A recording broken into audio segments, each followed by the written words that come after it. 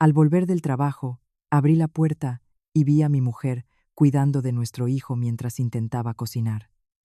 Mis padres y mi hermano mayor estaban sentados en el sofá, viendo la tele y navegando con sus móviles. Inmediatamente dije: a partir de mañana, los tres os vais de mi casa.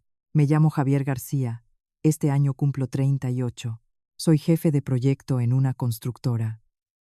Salgo de casa antes de que amanezca y vuelvo tarde por la noche, acostumbrado al polvo de la obra, al estruendo de los taladros, al chirrido del acero al chocar y a cargar con todo sobre mis hombros sin quejarme ni media palabra. Quienes me ven desde fuera suelen decir que soy el típico hombre de pocas palabras, sereno, capaz de aguantarlo todo. No se equivocan. Desde pequeño, siempre he pensado que la familia es ese lugar donde uno debe ceder un poco, aguantar un poco más, incluso salir perdiendo si hace falta. No importa, mientras en casa haya paz y los míos estén contentos, yo puedo soportar cualquier cansancio. Mi mujer es Elena Sánchez, 5 años menor que yo. Elena era educadora infantil.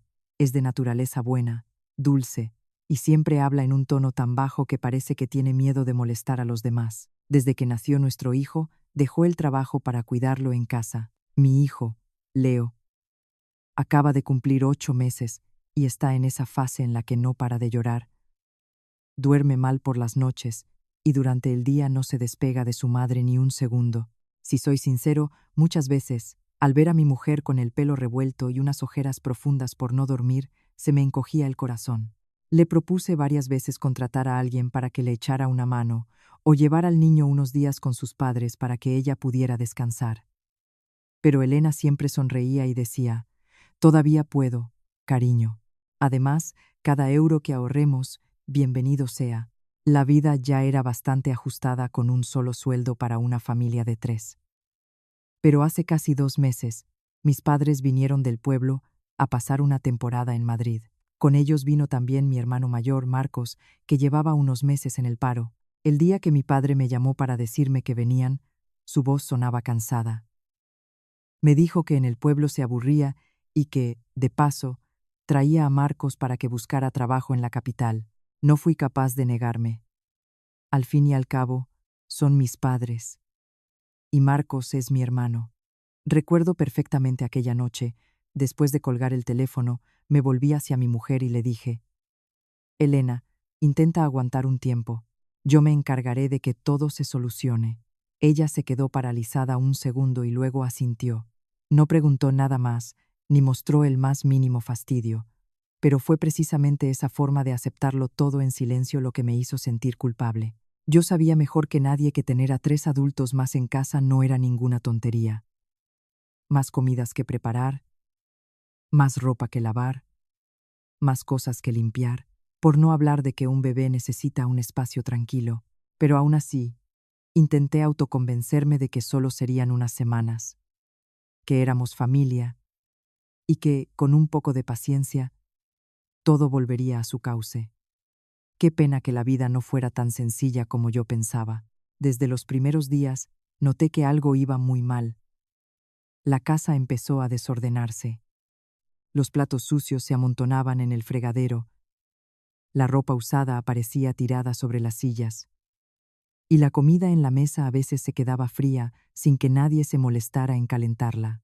Cada vez que volvía del trabajo, Elena sonreía y me decía que no pasaba nada, que si el niño había estado muy inquieto, que si mi madre estaba un poco cansada, que si Marcos acababa de llegar de la calle y no le había dado tiempo a recoger.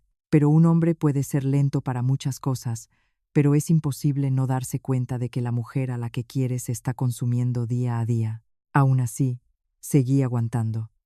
Pensaba que quizás era porque acababan de llegar y no estaban acostumbrados a la rutina de la casa, que en unos días todo se normalizaría. Pensaba que mi mujer, siempre tan trabajadora y sufrida, podría con un poco más de carga. Pensaba que mis padres ya eran mayores y que no pasaba nada por dejarles estar un poco más cómodos. Fueron esos no pasa nada los que me llevaron a una tarde que, incluso ahora, al recordarla, me deja un escalofrío en la espalda. Ese día salí del trabajo antes de lo habitual. Una reunión con un cliente se había cancelado y, de repente, se puso a llover a cántaros, así que en la obra nos mandaron a casa antes. De camino, paré a comprar algo de fruta y un caldo reconstituyente para mi mujer, porque por la mañana, antes de irme, la había notado pálida y más cansada de lo normal. Durante todo el trayecto, solo deseaba llegar a casa un poco antes para echarle una mano, para coger al niño y que ella pudiera comer algo caliente. Pero desde que estaba en el rellano, oí llorar a mi hijo. Un llanto agudo, entrecortado, con la voz ya ronca, el tipo de llanto que cualquier padre o madre reconoce al instante, el de un niño que lleva mucho tiempo llorando. Abrí la puerta a toda prisa y la escena que me encontré me dejó petrificado. En la cocina, mi mujer, con el niño en un brazo, intentaba remover con la otra mano una olla de sopa que hervía a borbotones. El pelo se le pegaba a la frente por el sudor. La camisa tenía una mancha de humedad en el pecho por los lloros del niño, y su cara estaba roja, en parte por el calor y en parte por el agobio. El bebé en sus brazos no paraba de llorar y patalear, con la carita amoratada de tanto esfuerzo. Elena intentaba calmarlo mientras se apartaba para que la sopa no le salpicara y a la vez, con el pie, empujaba una silla que le bloqueaba el paso. Ver esa imagen fue como si alguien me estuviera estrujando el corazón. Y en el salón, a solo unos pasos de distancia, mi padre estaba repantigado en el sofá, con los ojos fijos en la televisión. Mi madre miraba videos en el móvil, soltando de vez en cuando una carcajada, y mi hermano Marcos estaba tumbado, con una pierna apoyada en el reposabrazos, tecleando sin parar en su teléfono. Los tres oían perfectamente el llanto del niño. Los tres veían a mi mujer desbordada en la cocina, pero ni uno solo se levantó, ni uno solo preguntó nada, ni uno solo ofreció su ayuda para coger al bebé, aunque solo fueran 5 minutos. Me quedé quieto apenas unos segundos, solo unos segundos. Pero en ese instante, sentí como algo dentro de mí se rompía en 1000 pedazos. No era un arrebato de ira, ni un enfado pasajero, era una rabia fría, tan fría que me despejó la mente por completo. Dejé la bolsa de fruta y el caldo sobre la mesa. El sonido seco hizo que mi madre levantara la vista. Mi padre también miró de reojo. Marcos frunció el ceño, como si le hubiera molestado. No miré a mi mujer, miré directamente a las 3 personas sentadas en el sofá.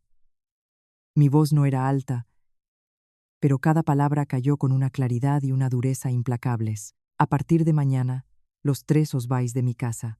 En cuanto terminé la frase, el salón se quedó sin aire. Mi hijo seguía sollozando, y el agua de la sopa aún borboteaba en la cocina, pero la atmósfera entre los 4 adultos se volvió tan densa y pesada que parecía que iba a estallar al menor contacto. Mi madre fue la primera en reaccionar.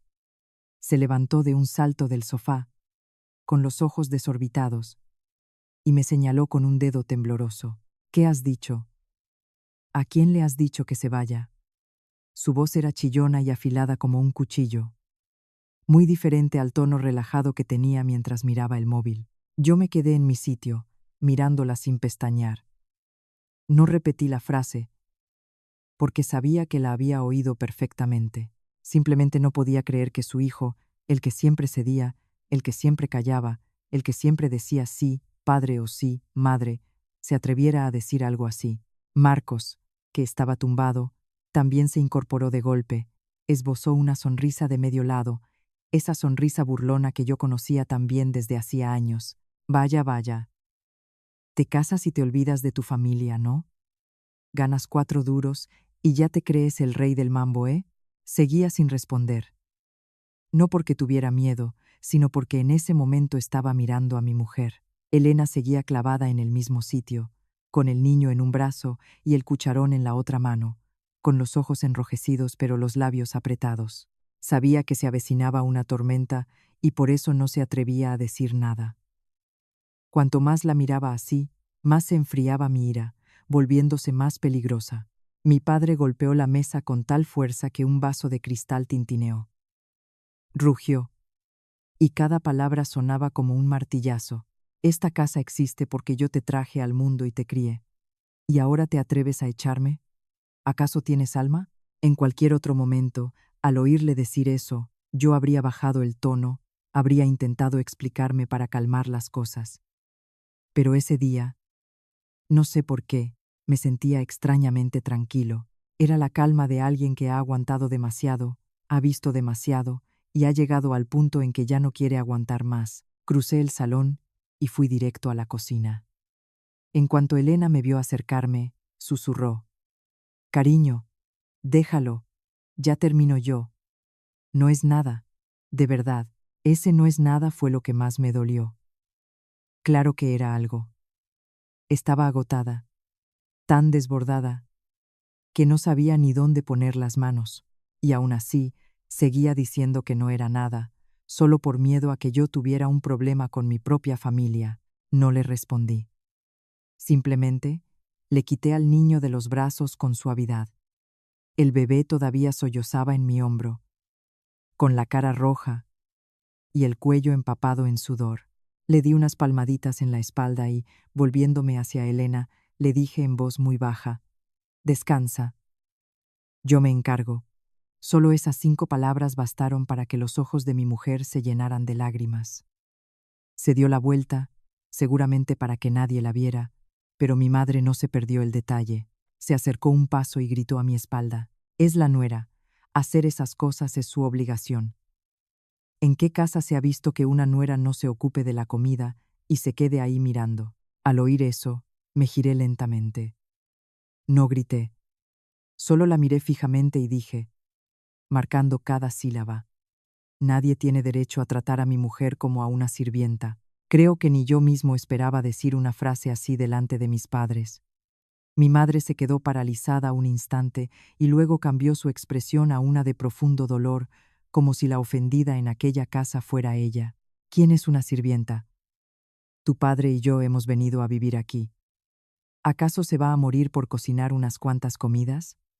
¿O es que en esta casa solo tu mujer es importante y tus padres somos una carga?». Marcos aprovechó para meter cizaña, con un tono burlón que era como echar más leña al fuego. Al final, la culpa es de su mujercita. Si no fuera por ella, que le va metiendo pájaros en la cabeza, Javier no se atrevería a hablar así. Me volví hacia él. «No metas a mi mujer en esto». Marcos soltó una risa seca. «¿A que no? Desde que esa se casó contigo, has cambiado. Antes hacías lo que te decían y ahora le sacas las uñas a tu propia familia. ¡Qué vergüenza! Un hombre al que su mujer mangonea». Las últimas palabras las dijo recalcando cada sílaba. Si hubiera sido antes, probablemente me habría callado para evitar más problemas. Pero ese día, cada palabra que decían solo servía para que viera con más claridad la verdadera cara que yo, durante tanto tiempo, me había empeñado en ignorar, diciéndome que eran cosas sin importancia. Con el niño en brazos, me enfrenté a los 3. Nadie me ha metido nada en la cabeza. Lo he visto yo, lo he oído yo, y sé perfectamente cuándo se ha cruzado la línea. Mi padre me miró con furia. «¿Qué línea, ni qué narices? Estás hablando con tus padres». Asentí. «Sí, lo sé. Y precisamente porque estoy hablando con mis padres, sigo aquí, intentando explicar las cosas. Si fuerais extraños, hoy no estaríais en esta casa». Esa frase los dejó en silencio unos segundos. Mi madre fue la primera en saltar de nuevo, con la voz cada vez más agria. «No paras de decir esta casa, esta casa. ¿Acaso la pagas tú? ¿Qué hay aquí que sea solo tuyo para que te comportes como si fueras el dueño?». Marcos remató la jugada al instante, con una mirada desafiante. «Eso mismo. ¿De dónde sacas tanto orgullo? ¿Te crees que por ganar 4 duros al mes puedes mantener a toda la familia?». Fue esa pregunta la que me hizo detenerme. No porque me hubiera quedado sin argumentos, sino porque me pareció irónico. Irónico hasta un punto amargo. Eché un vistazo al salón, al sofá que había pagado a plazos durante 3 años, a la televisión nueva que había comprado antes de Navidad, al aire acondicionado que funcionaba día y noche, y luego miré las caras de cada uno de ellos. Durante años me había callado y había asumido toda la carga, porque pensaba que entre familia no había que llevar las cuentas tan al detalle. Y ahora, Eran ellos los que me preguntaban de dónde sacaba el dinero para darme esos aires. Abracé a mi hijo un poco más fuerte y respondí, con cada palabra tan clara como si la estuviera clavando en la pared. Sí, esta casa y este dinero los pago yo. Después de decir eso, no añadí nada más. Sabía que había cosas que no se podían resolver con una discusión de una tarde. Era el resultado de un largo periodo de tiempo, de todos los días en los que yo había decidido mirar para otro lado. Eran todas esas pequeñas cosas que, una sobre otra, habían acabado por llevar la situación al límite. Y en ese preciso instante, entendí que si quería que entendieran la verdad, tenía que empezar desde el principio, recordar cada detalle para ver en qué momento exacto todo había empezado a torcerse. A partir de ese momento, un torrente de recuerdos empezó a agolparse en mi mente. Claros, nítidos. Como si durante todo este tiempo los hubiera estado reprimiendo a propósito y ahora ya no pudiera ignorarlos más. El día que mis padres y Marcos llegaron a Madrid con sus maletas, me dijeron, de forma muy escueta, que solo se quedarían 1 o 2 semanas para desconectar del agobio del pueblo. Mi madre incluso bromeó. Tu padre últimamente está con la espalda fastidiada y en el pueblo se aburre. Así que venimos a estar con los nietos para animarnos. Y Marcos, de paso, que se busque la vida aquí, que un hombre no puede estar en el paro tanto tiempo. Al oír eso, no lo dudé ni un segundo. Yo mismo preparé su habitación, cambié las sábanas, compré un ventilador nuevo y hasta una arrocera más grande para que no tuviéramos problemas con las comidas. En mi cabeza solo había un pensamiento. Mis padres ya son mayores, y como hijo, es mi deber cuidarlos. Pero esas 1 o 2 semanas pasaron volando. Se convirtieron en un mes, y luego en 2, sin que me diera cuenta. Nadie volvió a mencionar la idea de volver al pueblo. Marcos tampoco hizo ningún amago de buscar trabajo, como había dicho. Se levantaba tarde, comía y se pasaba el día tirado en el sofá con el móvil. Por las tardes salía a dar una vuelta, y por la noche se quedaba viendo la tele hasta las tantas. Toda la rutina de la casa cambió poco a poco. Y la persona que tuvo que cargar con todo ese cambio no fui yo, sino mi mujer. Desde la primera semana, mi madre empezó a meterse en cómo Elena cuidaba del niño, y no lo hacía como una abuela con experiencia que da un consejo, sino con críticas y órdenes, como si solo ella supiera cómo criar a un bebé. Si Elena le daba el pecho a Leo, mi madre negaba con la cabeza, así no se coge, que se va a acostumbrar a tus brazos y luego no te lo vas a quitar de encima. Si Elena preparaba el biberón con la cantidad exacta que había recomendado el pediatra, mi madre fruncía el ceño. Como lo críes así, lo vas a malacostumbrar.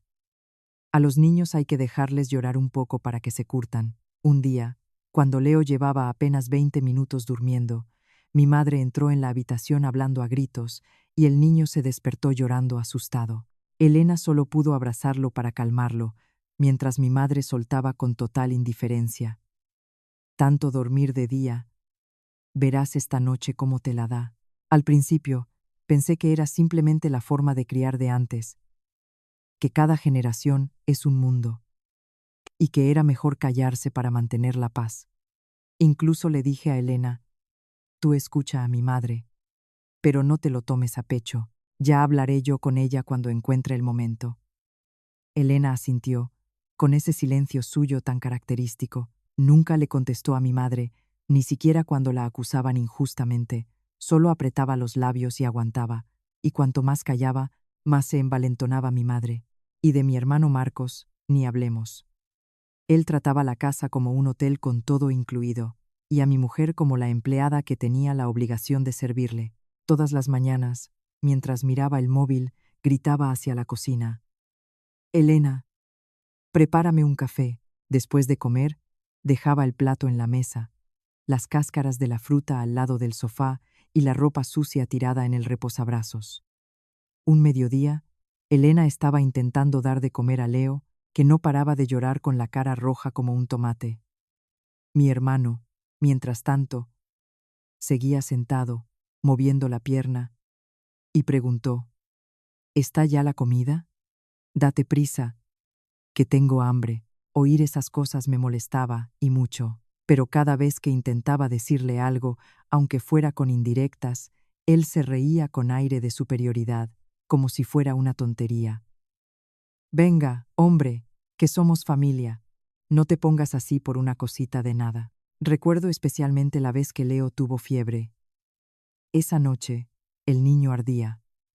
Le bajaba la temperatura un rato, y al poco volvía a subir. Elena se pasó la noche en vela, abrazándolo, poniéndole paños húmedos y dándole su medicina. Prácticamente no durmió ni un minuto. Yo, por desgracia, tenía que estar en la obra muy temprano ese día. Solo pude quedarme con ella hasta la 1 de la madrugada y luego me quedé dormido a su lado sin darme cuenta.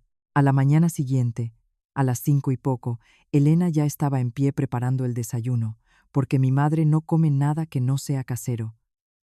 Mi padre tiene su hora para el té, y Marcos, en cuanto abre un ojo, ya está preguntando si hay algo de comer.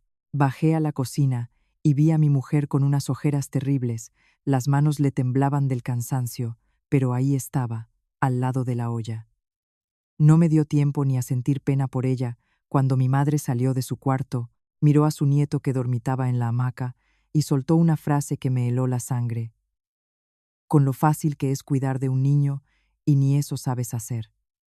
Mira cómo lo tienes. Con fiebre todo el rato. Elena, al oírla, solo agachó la cabeza. Yo me quedé allí, con un nudo en la garganta. Ese día, por primera vez, le hablé claro a mis padres. Dije: mamá, no le eches la culpa a Elena. Nadie quiere que su hijo se ponga enfermo. Se ha pasado la noche en vela, pero en cuanto terminé, mi padre me cortó, visiblemente molesto. La estás defendiendo demasiado. Una madre que se queja por cuidar de su hijo no va a llegar a ningún lado. Esa frase me cerró la boca. Volví a callarme. De nuevo, elegí el silencio, porque en mi cabeza seguía esa idea anticuada de que era mejor no discutir con la familia para evitar problemas. Lo que no sabía es que, cuanto más aguantaba, más se descontrolaba todo. Poco a poco, lo que empezó siendo una ayuda con la cocina se convirtió en una obligación. A Elena le endosaron, sin preguntarle, todas las tareas de la casa. 3 comidas al día, desde ir a la compra, preparar los ingredientes, cocinar y luego limpiar. La colada de toda la familia se acumulaba en el cesto, y mi madre simplemente decía: ya que pones la lavadora, mete esto también. Sábanas sucias, toallas usadas, tazas vacías. Nadie movía un dedo porque todos daban por hecho que Elena se encargaría. Un día, al volver del trabajo, la encontré sentada en el suelo del baño, lavando a mano una camisa de mi hermano porque él decía que le gustaba más que lavada a máquina. Al verme en la puerta, se sobresaltó y forzó una sonrisa. Ya casi termino. Ahora salgo. Esa sonrisa me persigue hasta el día de hoy. No era la sonrisa de una mujer feliz, sino la de alguien que intenta ocultar su agotamiento para que su marido no se sienta mal. Lo que más me duele es que Elena nunca se quejó. Jamás me habló mal de mis padres, ni criticó a mi hermano, ni me dijo que se sentía sola o humillada. Ella simplemente seguía haciendo las cosas, aguantando en silencio, y se encerraba en el cuarto con el niño a llorar cuando nadie la veía. Y era precisamente ese silencio lo que me partía el alma, porque una mujer que no se queja suele ser una mujer que ya ha sufrido demasiado. Empecé a darme cuenta de que aquello ya no eran pequeños roces familiares. No era una simple diferencia de costumbres que se pudiera solucionar aguantando un poco. Poco a poco, estaban convirtiendo a mi mujer en una sombra dentro de su propia casa. Y si yo seguía pensando que la familia es lo primero, si seguía mirando para otro lado, la primera en derrumbarse no sería yo, sino Elena.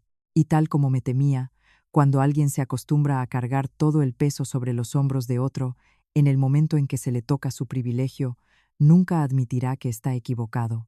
Lo que hará será buscar un culpable, y a sus ojos, la culpable más fácil siempre era Elena. Mi madre fue la primera en hablar.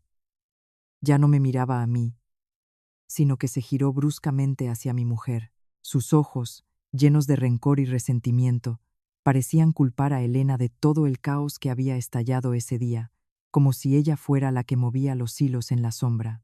Le señaló directamente con el dedo, y su voz sonó cortante.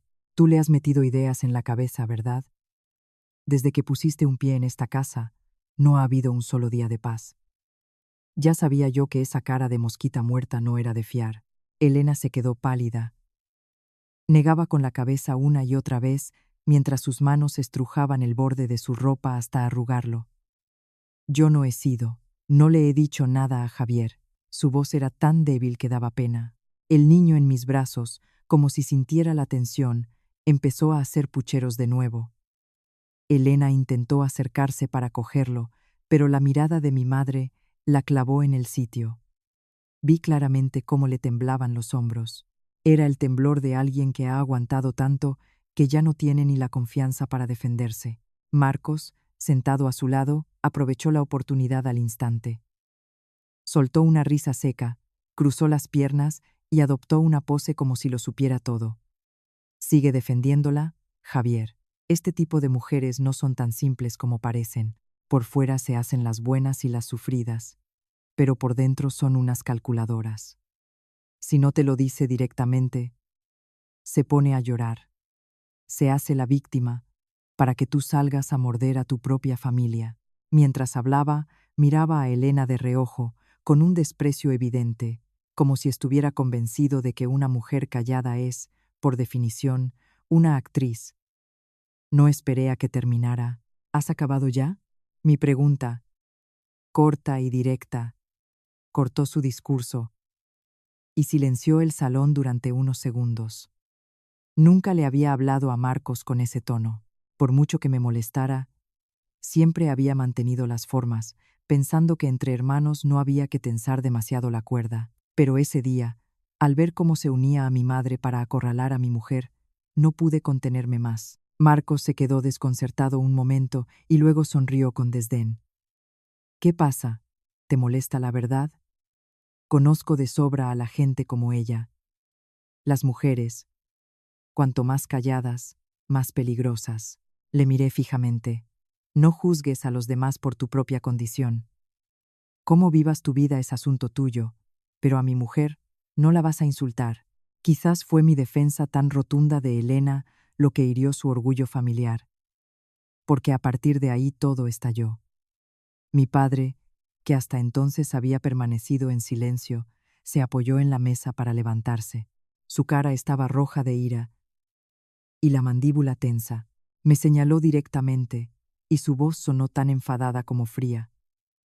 Esa frase cayó en medio del salón como un mazazo. Elena se sobresaltó, mirándome con los ojos muy abiertos. Mi madre, a su lado, soltó un suspiro de satisfacción, como si mi padre hubiera dicho exactamente lo que ella pensaba. Y Marcos se quedó allí sentado, con una sonrisa torcida, esperando a ver si yo, como siempre, agachaba la cabeza. Me quedé quieto. Tengo que admitir que, por un instante, sentí un dolor agudo.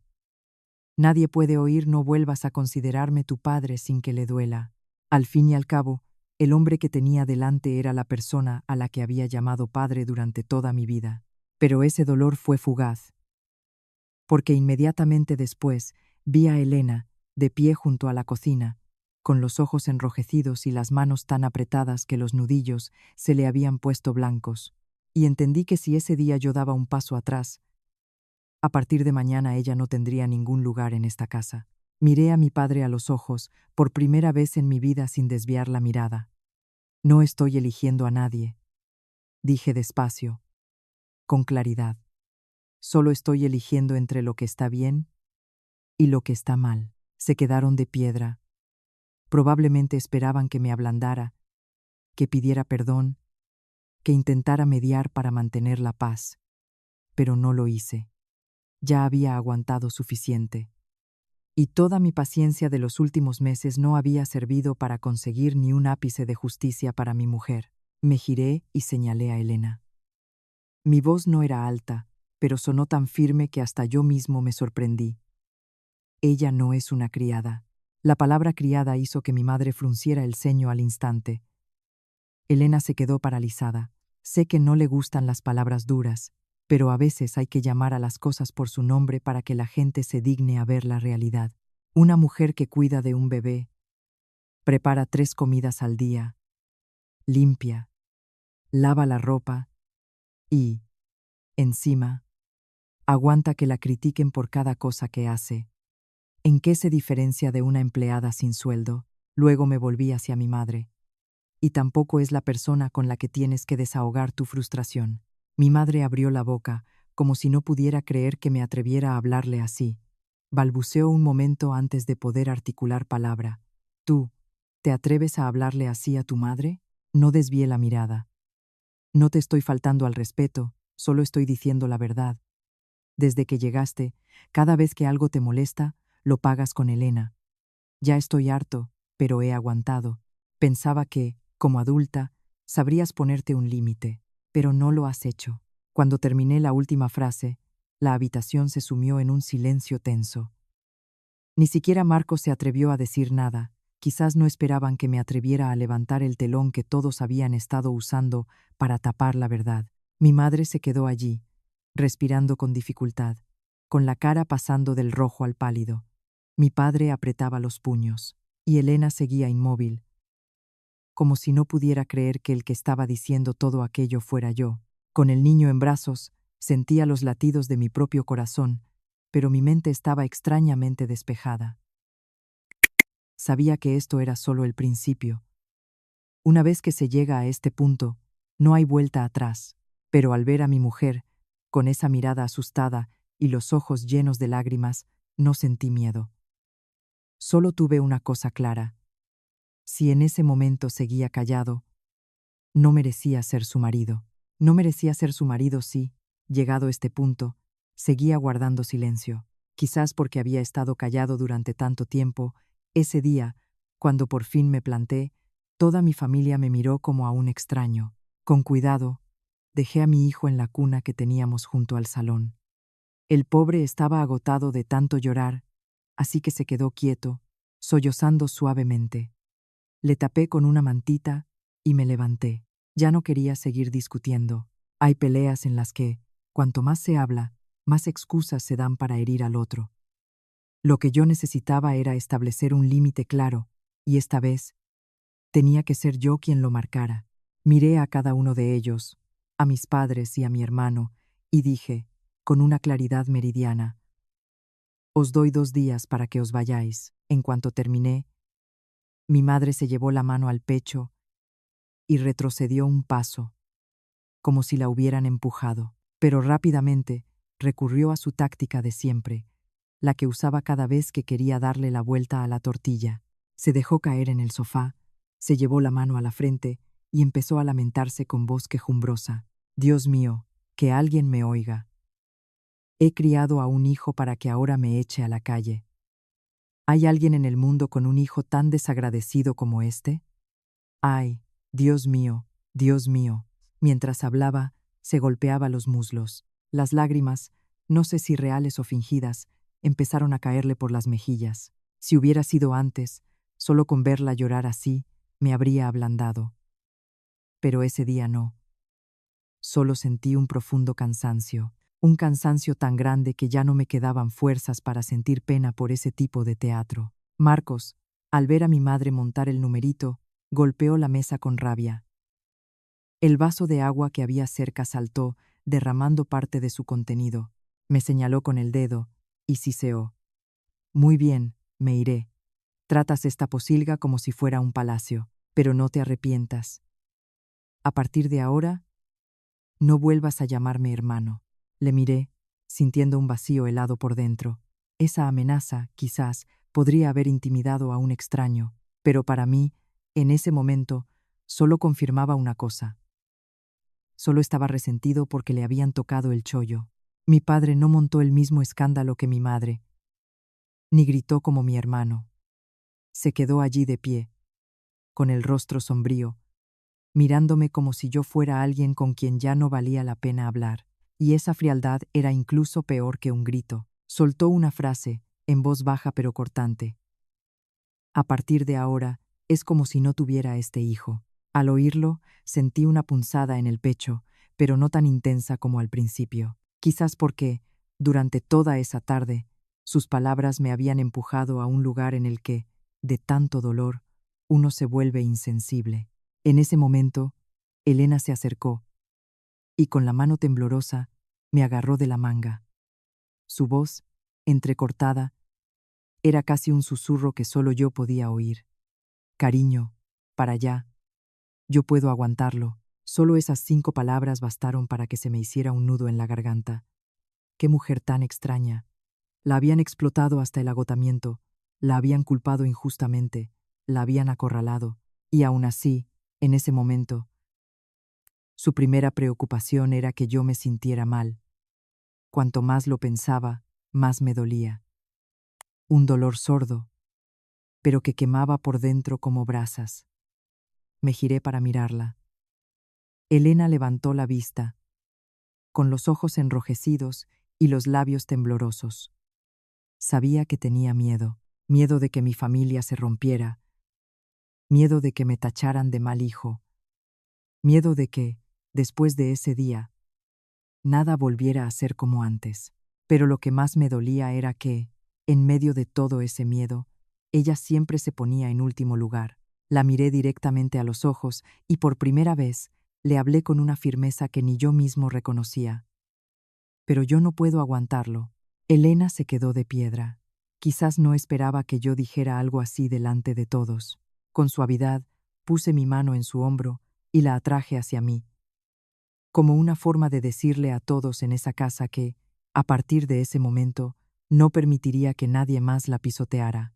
Luego, me incliné y le susurré, lo suficientemente bajo para que solo nosotros dos lo oyéramos. Perdóname por haberte dejado aguantar hasta hoy. En cuanto terminé de hablar, vi cómo los ojos de Elena se desbordaban de lágrimas. Se dio la vuelta, pero supe que me había oído perfectamente. Después de eso, nadie dijo nada más que valiera la pena. Mi madre seguía sollozando, soltando de vez en cuando alguna queja a medias. Mi hermano subió a su cuarto y cerró la puerta de un portazo, como para que toda la casa supiera lo enfadado que estaba. Mi padre se sentó en silencio, encendió la televisión pero con el volumen muy bajo, como si el silencio de la casa fuera aún más insoportable que los gritos. Yo, por mi parte, llevé al niño a la habitación para que Elena pudiera lavarse la cara y comerse unas cucharadas del caldo ya frío. Durante la cena, nadie llamó a nadie, nadie miró a nadie. El ambiente era tan pesado que cubría toda la casa, como si una simple respiración más fuerte pudiera hacerlo estallar todo de nuevo. La noche cayó lentamente.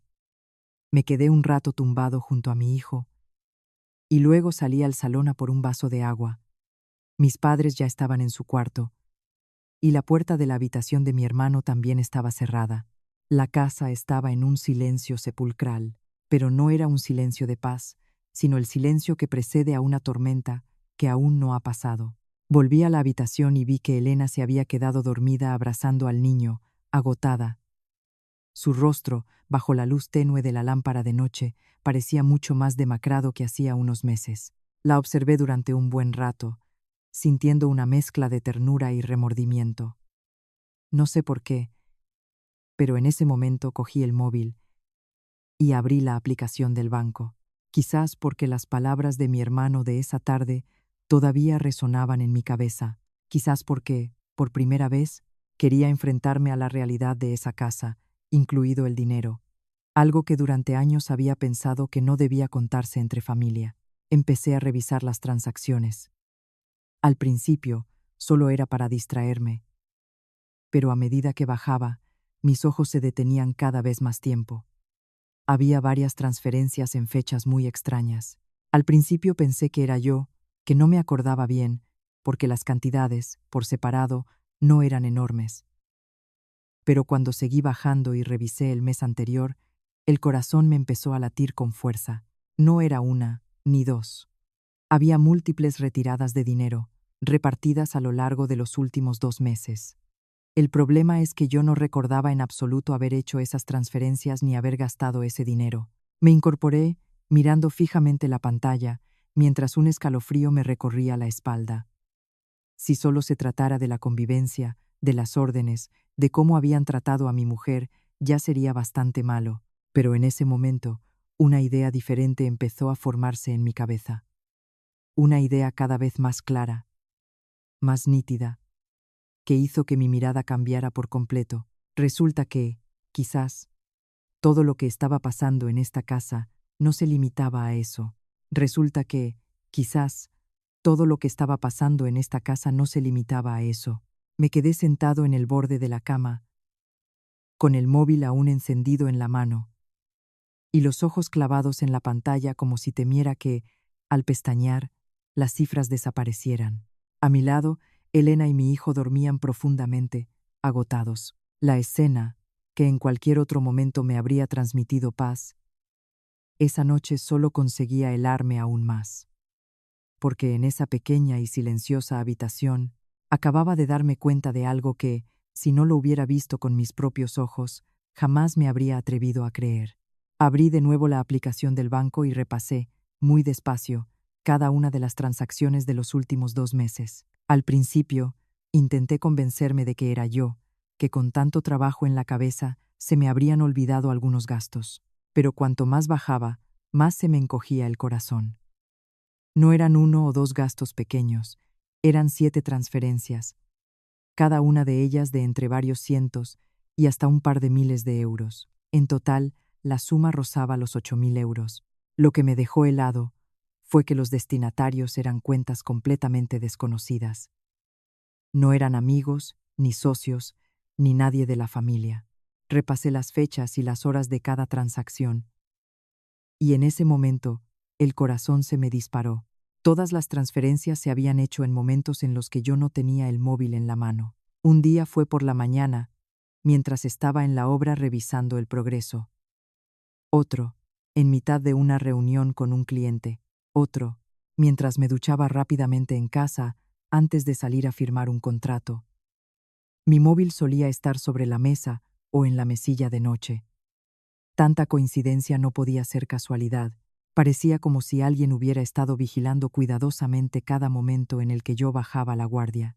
Me quedé en silencio un buen rato, y de repente, un pequeño detalle que hasta entonces no le había dado importancia me vino a la mente. Últimamente, mi madre me había preguntado varias veces la contraseña de mi móvil. Una vez, con toda naturalidad, me dijo: «Déjame ver las fotos del niño, que con estos dedos temblorosos no acierto a desbloquearlo». Otra vez, cogió mi móvil y me preguntó: «¿Qué números eran? Es que con esta vista no veo nada». En su momento, no le di importancia. Incluso pensé que era paranoico por sospechar de mi propia madre. Ahora, al atar cabos, sentí un escalofrío. Hay trampas que no necesitan grandes planes ni estrategias. Basta con que alguien se aproveche de tu confianza. Inmediatamente, abrí el cajón de la mesilla y saqué mi móvil antiguo. Antes lo usaba para sincronizar los correos del trabajo y del banco, pero llevaba mucho tiempo sin tocarlo. Tardó unos minutos en encenderse, pero finalmente pude acceder a mi correo. Y efectivamente, en la carpeta de spam y en la de correos sincronizados, todavía quedaban varios emails con códigos OTP. Muchos habían sido borrados del móvil principal, pero como la sincronización era lenta, aquí todavía quedaba rastro. Abrí cada correo, comparando la hora con la de las transacciones en la aplicación del banco. Y cuanto más miraba, más se me helaban las manos. No era un error mío, ni un fallo del sistema. Alguien había usado mi móvil para obtener los códigos OTP y luego había borrado las pruebas. Apreté el móvil antiguo con tanta fuerza que los nudillos se me pusieron blancos. Si solo necesitaran dinero, si fuera un préstamo, podrían habérmelo pedido directamente. Pero no, eligieron robarme a escondidas, como si mi cuenta fuera un cajero automático sin fondo. Eso ya no era cosa de familia, era aprovecharse, era calcular, era tratar mi confianza como algo que se podía pisotear sin consecuencias. Pero no me detuve ahí. En mi cabeza solo había un pensamiento. Tenía que verlo con mis propios ojos. Necesitaba una prueba para saber si, de verdad, estaba viviendo con mi familia o con un grupo de depredadores que solo esperaban a que me descuidara para hincarme el diente. Me acordé de la minicámara que había instalado en una esquina del salón. Al principio, la puse porque tuvimos una asistenta que duró poco tiempo y con el niño en casa quería tener más seguridad. Hacía meses que casi me había olvidado de su existencia. ¿Quién me iba a decir que lo que instalé para proteger a mi hijo estaba a punto de mostrarme una verdad muy diferente? Abrí la aplicación de almacenamiento en la nube y busqué las grabaciones de las fechas y horas que coincidían con las transferencias. El corazón me latía tan fuerte que podía oírlo en mis oídos. La pantalla cargó durante unos segundos y luego apareció la grabación de un mediodía de la semana anterior. El salón estaba vacío. Solo se oía la televisión a bajo volumen. Mi móvil estaba sobre la mesa. Entonces apareció mi madre. Se acercó, cogió el móvil rápidamente, miró a su alrededor y se sentó. A los pocos segundos, Marcos salió de su cuarto y se inclinó sobre la pantalla. Movía los labios, como si estuviera leyendo una serie de números. Y detrás de ellos, mi padre seguía sentado en su silla, sin mostrar la más mínima sorpresa, sin detenerlos. Solo dijo una frase, muy corta, muy fría. Hacedlo rápido, que está a punto de volver y lo fastidia todo. Me quedé petrificado. Si mi madre solo hubiera cogido el móvil por curiosidad, Marcos no se habría acercado de esa manera. Si Marcos solo le estuviera pidiendo ayuda con algo, mi padre no habría hablado en ese tono. Una sola frase fue suficiente para destaparlo todo. No era un robo impulsivo. Estaba planeado, con los papeles repartidos, calculado de principio a fin. Mi madre cogía el móvil, mi hermano leía el código y mi padre vigilaba. Los tres estaban compinchados, los tres lo sabían, y durante todo este tiempo habían seguido comiendo en mi casa, durmiendo en mi casa, viendo a mi mujer desvivirse como una loca y actuando como si no pasara nada. No recuerdo cuánto tiempo me quedé quieto después de ver ese video. Solo sé que, en mi cabeza, todo se volvió terriblemente claro. No solo consideraban a Elena una sirvienta, tampoco me veían a mí simplemente como el hijo o el hermano que tenía que cargar con todo. A sus ojos, esta casa era su billetera, y yo, un cajero automático con patas. Cada vez que necesitaban algo, lo cogían. Cada vez que les faltaba, lo sacaban. Sin preguntar, sin respetar, sin pensar en lo duro que yo había trabajado para conseguir cada céntimo. Mucho tiempo después, me recliné y solté una risa amarga. Una risa tan seca y fría que hasta a mí me sonó extraña. Miré la pantalla apagada del móvil y susurré para mí, con cada palabra saliendo entre dientes. Muy bien, si queréis jugar así, yo tampoco voy a dejaros una salida. A la mañana siguiente, me levanté a la misma hora de siempre. Me lavé los dientes, me vestí, me comí un trozo de pan y cogí las llaves del coche para irme. Actuaba con total normalidad, como si la noche anterior no hubiera pasado nada. No mencioné el dinero, no pregunté por las transferencias, ni miré a mis padres o a mi hermano más de lo normal. Sabía perfectamente que, para resolver esto de una vez por todas, no podía precipitarme. Con gente que está acostumbrada a aprovecharse de los demás, solo cuando creen que aún no los has descubierto, siguen mostrando su verdadera cara. Antes de irme, dejé a propósito la cartera sobre la mesa del salón. Dentro solo había unos pocos billetes pequeños y una tarjeta secundaria que la noche anterior ya había bloqueado. Lo hice todo con naturalidad, como si fuera un despiste. Incluso al darme la vuelta, intenté que mi expresión no cambiara, pero por dentro estaba tenso como la cuerda de un violín. Quería confirmar con mis propios ojos hasta dónde eran capaces de llegar. No había pasado ni una hora desde que salí de casa cuando el móvil me vibró con una notificación de movimiento de la cámara. Estaba sentado en el coche, en un aparcamiento cerca de la obra. Abrí la aplicación inmediatamente. La imagen era nítida. Marcos salía de su cuarto, miraba a un lado y a otro, y se dirigía directamente a la mesa. Abrió mi cartera y la registró con una naturalidad pasmosa. Sus movimientos eran tan rápidos y acostumbrados que era imposible que fuera la primera vez. Mi madre estaba a su lado, vigilando la puerta de entrada. Se coordinaban con una calma que demostraba que aquello era una rutina. Miré la pantalla, apretando el volante con tanta fuerza que me dolían los nudillos. Marcos revisó cada compartimento de la cartera y al no encontrar nada de valor, su cara se ensombreció. Tiró la cartera sobre la mesa y soltó una frase, con un tono entre molesto y despectivo. Este se está volviendo más listo. Aún no había terminado de digerir la rabia que me subía por el cuerpo cuando mi madre respondió, con una frialdad absoluta. No te preocupes. Esta noche le sacamos a Elena el dinero de los pañales y la leche. Al oír eso, sentí que la sangre me hervía. Así que, llegados a este punto, todavía no se detenían. Como no podían robarme a mí, ahora iban a por el dinero de mi mujer. Y no era dinero para caprichos. Era el dinero que Elena había ido ahorrando céntimo a céntimo, parte de lo que yo le daba, parte de los regalos del bautizo del niño. Lo guardaba para pañales, medicinas, para cualquier imprevisto, y a sus ojos no era más que otro sitio de donde sacar dinero. Apagué la pantalla del móvil y me quedé sentado en el coche un buen rato. Hay momentos en los que la rabia es tan intensa que uno no grita ni golpea nada. Solo siente frío. Un frío que sale desde las entrañas. Me dije a mí mismo que tenía que aguantar un poco más, que tenía que ver qué harían por la tarde, que tenía que verlo todo con claridad, para que, a partir de ese momento, cada palabra que yo dijera no fuera una suposición, sino una verdad irrefutable. Esa tarde, me quedé a propósito un rato más fuera.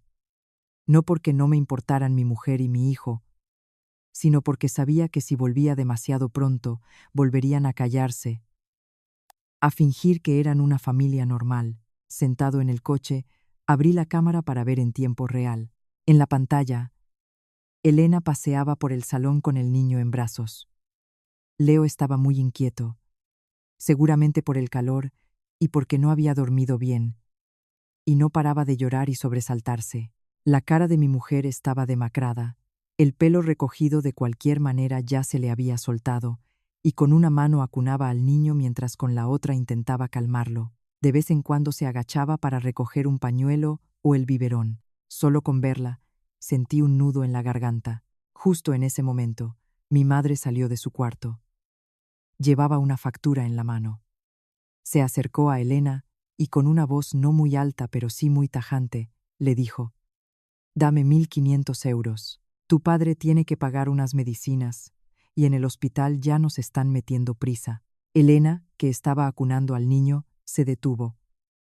Miró el papel, luego a mi madre, y su rostro reflejaba una clara confusión. «Mamá, no tengo tanto dinero en efectivo. Además, ese dinero es para el bebé». No había terminado la frase cuando Marcos, desde el sofá, golpeó la mesa con fuerza. «¿Qué bebé? Ni qué leches.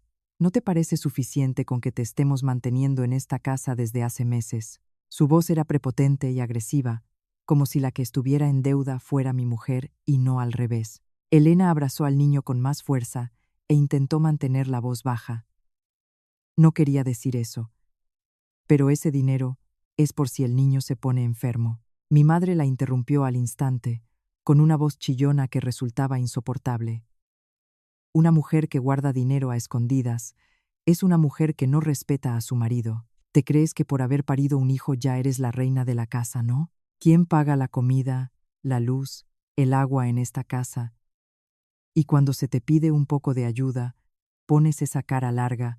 Sentado en el coche, sentía que el pecho me iba a estallar. Mi mujer, intentando calmar a nuestro hijo, estaba siendo acorralada hasta el punto de temblar. El niño, al oír los gritos, se asustó y rompió a llorar a pleno pulmón. Elena, desesperada, le daba palmaditas en la espalda mientras las lágrimas empezaban a caerle por las mejillas. Aún así, intentaba aguantar, retrocediendo poco a poco, como si temiera que cualquier movimiento empeorara las cosas. Cuando la arrinconaron contra el sofá, consiguió decir, con la voz quebrada, una frase desgarradora: «Por favor, mamá, no me presiones ahora. No pude esperar más. Abrí la puerta del coche y entré en casa a toda prisa. En cuanto se abrió la puerta, los tres se giraron. Oí la última frase de Elena y vi perfectamente sus ojos enrojecidos, abrazando a nuestro hijo en medio del salón como si no tuviera a dónde ir. En un instante, lo poco que me quedaba de autocontrol se rompió. Me dirigí directamente hacia mi madre y le arranqué la factura de la mano. Antes de que pudiera reaccionar, la partí en dos delante de todos. El sonido del papel rasgándose, seco y cortante, silenció la habitación. Mi madre me miró con furia. ¿Qué haces? Tiré los dos trozos de papel sobre la mesa, me acerqué a Elena, la tomé del hombro para que se pusiera detrás de mí y luego miré a cada uno de ellos. Mi voz sonó tan fría que hasta yo mismo me extrañé. A partir de ahora, como alguien toque un solo céntimo de mi mujer, lo echo de casa esa misma noche. En cuanto terminé la frase, fue como si hubiera caído un jarro de agua fría sobre el salón. Mi madre miraba boquiabierta los dos trozos de la factura sobre la mesa, como si no pudiera creer que su hijo, el que siempre aguantaba y medía sus palabras, se atreviera a llegar a ese extremo. Mi hermano, como era de esperar, sintió que habían herido su orgullo. Se levantó de un salto, con la cara roja y las venas del cuello marcadas, y se abalanzó hacia mí. «¿Es que te ha cegado tu mujer? Por una tía le faltas el respeto a tu madre». Su dedo índice estaba casi rozándome la cara. En cualquier otro momento, probablemente habría retrocedido para evitar una pelea. Pero esa vez no. Le aparté la mano de un manotazo. No fue un golpe fuerte, pero sí tan decidido que lo dejó paralizado. Le miré a los ojos, y con una voz grave y fría le dije: «No vuelvas a señalarme, no tienes derecho». Esa frase lo dejó sin palabras por un segundo, pero luego su cara se puso aún más morada. Intentó abalanzarse de nuevo, pero mi padre gritó desde atrás. «¿Así es como le hablas a tu hermano mayor?». Era su grito de siempre. La voz que, durante años, solo con oírla, me hacía callar. Pero ese día ya no sentí miedo, no porque fuera más valiente, sino porque me di cuenta de que, detrás de esos gritos, ya no había la autoridad de un padre, sino la costumbre de obligar a los demás a agachar la cabeza. No le respondí de inmediato. Saqué el móvil del bolsillo y lo dejé sobre la mesa con un golpe seco. Mi madre, al ver el teléfono, cambió de expresión por un instante, pero rápidamente volvió a fingir que estaba enfadada. Toqué la pantalla y puse el video que había preparado la noche anterior. «Si queréis que aclaremos las cosas, vamos a aclararlas de una vez por todas». La pantalla se iluminó. En la grabación se veía el salón, mi móvil sobre la mesa y mi madre acercándose a cogerlo. Segundos después, mi hermano salía de su cuarto. Se inclinaba y leía los números en la pantalla, y de fondo mi padre, sentado en su silla, decía con voz grave y clara: «Hacedlo rápido, que está a punto de volver y lo fastidia todo». Fueron solo unos segundos, pero bastaron para que la habitación se quedara en un silencio absoluto. El único sonido era el de mi hijo sollozando en brazos de su madre. Mi madre fue la primera en palidecer. Empezó a balbucear, mirando de la pantalla a mi cara. «No, no es lo que piensas. Solo lo cogí para mirar». Solté una risa seca, una risa que hasta a mí me sonó amarga. ¿Y qué se supone que tengo que pensar? Terminé de hablar y sin darles tiempo a reaccionar, saqué de mi maletín de trabajo un fajo de papeles que ya había impreso y los tiré sobre la mesa. Los extractos bancarios se esparcieron por el cristal. Cada transferencia estaba marcada en rojo: fecha, hora, cantidad, cuenta de destino. Todo estaba perfectamente detallado, casi 8.000 euros. Ni un solo céntimo del que yo supiera. Ni una sola vez me lo pedisteis. Ahora, explicádmelo. Marcos miró los papeles unos segundos y de repente gritó, como una bestia acorralada que todavía se resiste: «¿Y qué si lo cogí? ¿Soy tu hermano mayor? ¿Sabes cuántas cosas te cedí cuando éramos pequeños? ¿Y ahora me vienes con estas por 4 duros?» Esa frase me hizo reír a carcajadas. Pero mi risa no aligeró el ambiente. Al contrario, lo volvió aún más gélido. Le miré fijamente. ¿Qué me cediste? Recalqué cada palabra. ¿Me cediste tu adicción al juego? ¿Tu costumbre de vivir del cuento? ¿O tu cara dura para vivir a costa de tu hermano pequeño? La cara de Marcos se contrajo. No le di tiempo a responder. Continué. Me sacas un año, pero ¿alguna vez te has comportado como un hermano mayor? Un hermano de verdad no se queda sentado viendo cómo su cuñada intenta calmar a un bebé que llora en la cocina mientras le exige un café, y mucho menos le roba los códigos del móvil para sacarle dinero. Mi madre, al oír eso, no pudo más. Se interpuso entre nosotros, como una gallina protegiendo a su polluelo, me señaló, y las lágrimas volvieron a brotarle. Su voz sonó chillona. Eres un desagradecido, un renegado. Te hemos criado para que ahora nos eches tierra encima por hacerle caso a tu mujer.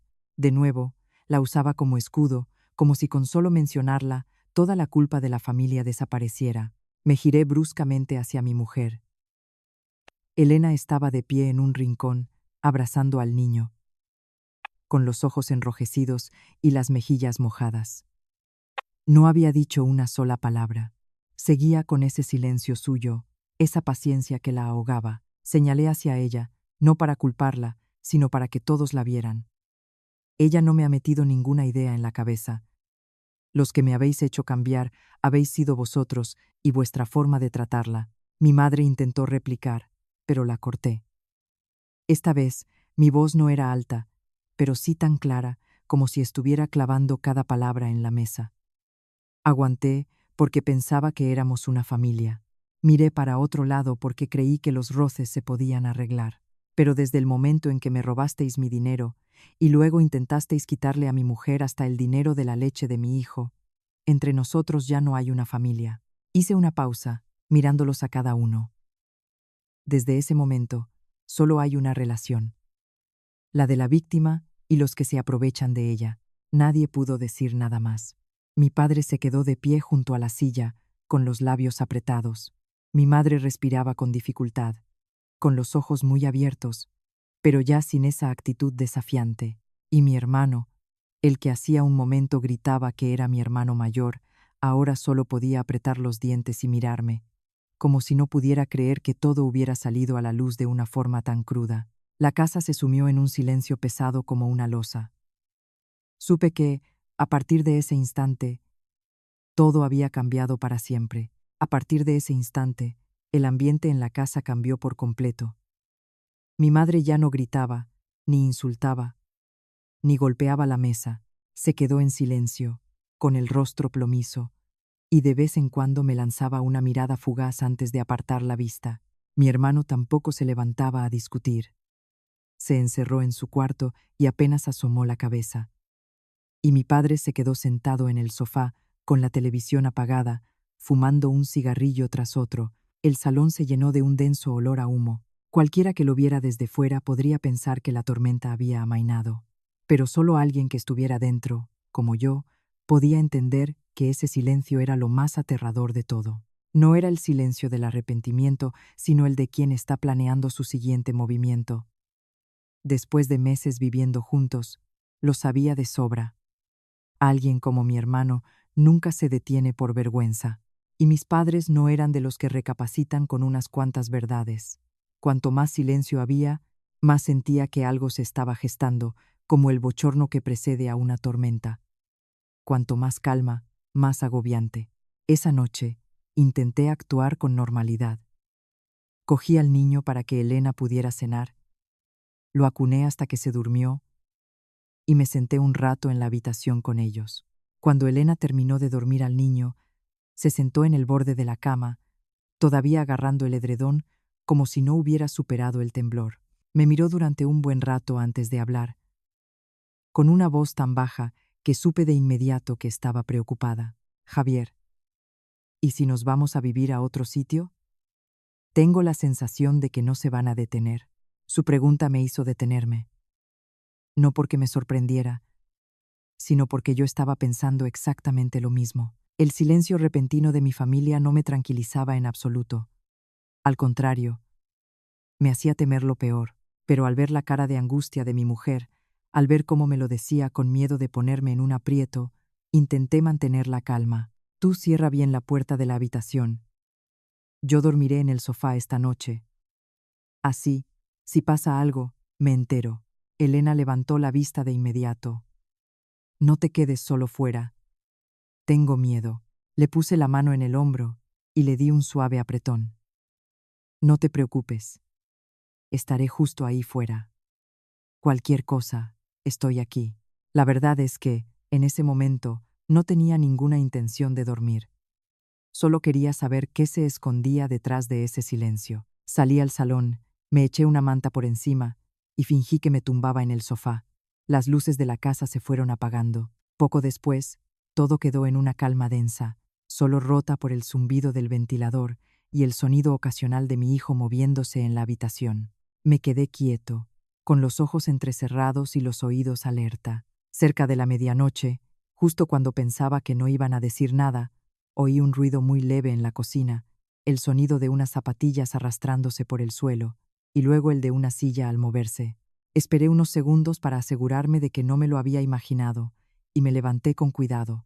La casa estaba a oscuras, solo iluminada por la tenue luz de una lamparita del salón. Caminé sin hacer ruido hacia la cocina y me escondí detrás de la pared que separa el comedor del pasillo. La primera voz que oí fue la de mi hermano. Hablaba más bajo de lo normal, pero en el silencio de la noche, cada palabra me llegó con una claridad perfecta.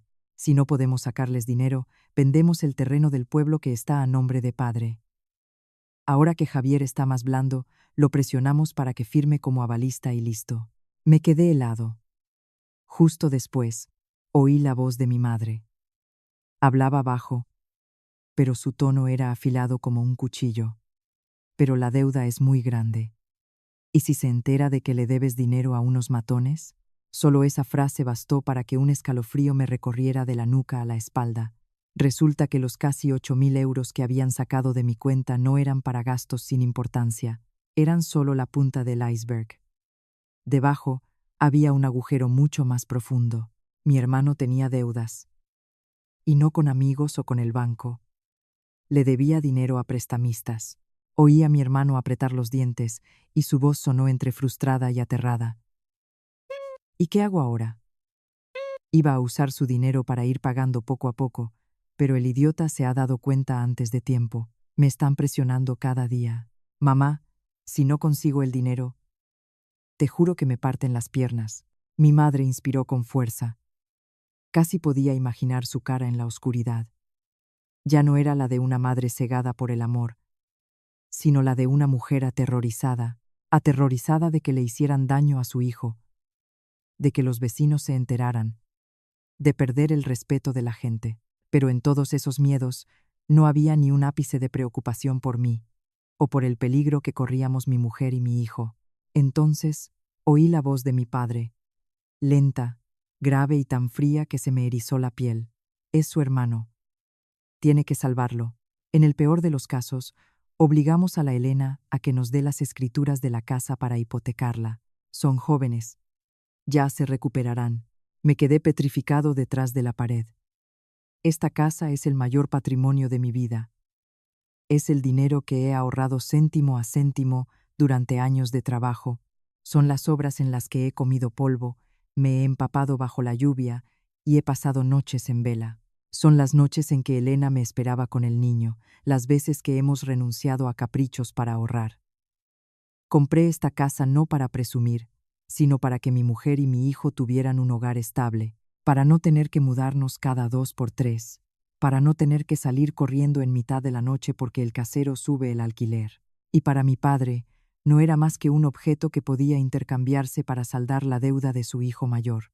Y la frase "son jóvenes, ya se recuperarán" sonaba como si hablara de un mueble viejo, no del hogar de una familia. Seguí escuchando, con el pecho oprimido. Mi madre bajó la voz. Pero Elena guarda los papeles bajo llave. Mi padre respondió al instante, sin dudar. Pues se la presiona.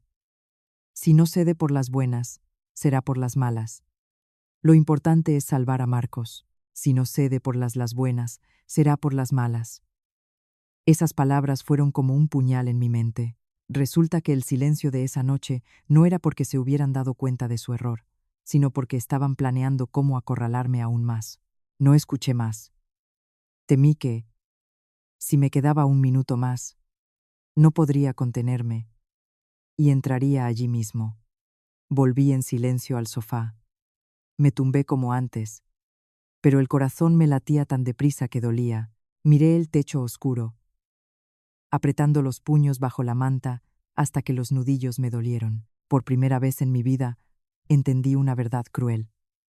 No solo querían vivir de mí, querían chuparme la sangre, chupar mi dinero, mi esfuerzo, mi paciencia, y estaban dispuestos a arrastrar mi casa, a mi mujer y a mi hijo al fango, con tal de salvar a su hijo predilecto.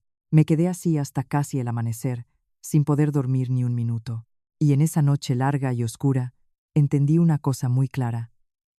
Si esta vez cedía, los que pagarían el precio ya no sería solo yo, sino también Elena, mi hijo, y la pequeña familia que intentaba proteger con todas mis fuerzas. Lo entendí tan claramente antes de que saliera el sol que, a la mañana siguiente, ya no estaba dispuesto a esperar más. Planeaba hablar con ellos directamente, cortar de raíz su intención de arrastrar a mi familia a su pozo de deudas. Pero a veces, la vida es extraña. A veces, antes de que puedas actuar, el otro ya te ha tendido la trampa. Acababa de lavarme la cara, antes incluso de entrar a ver si Elena se había despertado, cuando mi padre me llamó desde el salón. Su voz era completamente diferente. No gritaba, ni gruñía, ni sonaba fría y autoritaria. Al contrario, sonaba casi formal, una formalidad calculada para bajar la guardia. Javier, ven, que tu padre quiere hablar contigo. Salí, sabiendo ya más o menos lo que me esperaba. Efectivamente, sobre la mesa había un fajo de papeles perfectamente ordenados y al lado, un bolígrafo. Mi padre estaba sentado muy erguido, mi madre a su lado, con los ojos rojos como si hubiera estado llorando, y mi hermano, en el borde del sofá, no paraba de mover la pierna, con una expresión de nerviosismo que no era normal en él. Solo con verlos así, esperándome, supe que no se iban a rendir. Mi padre empujó los papeles hacia mí, con una voz monótona, que pretendía ser conciliadora, pero que en realidad era una orden. Firma.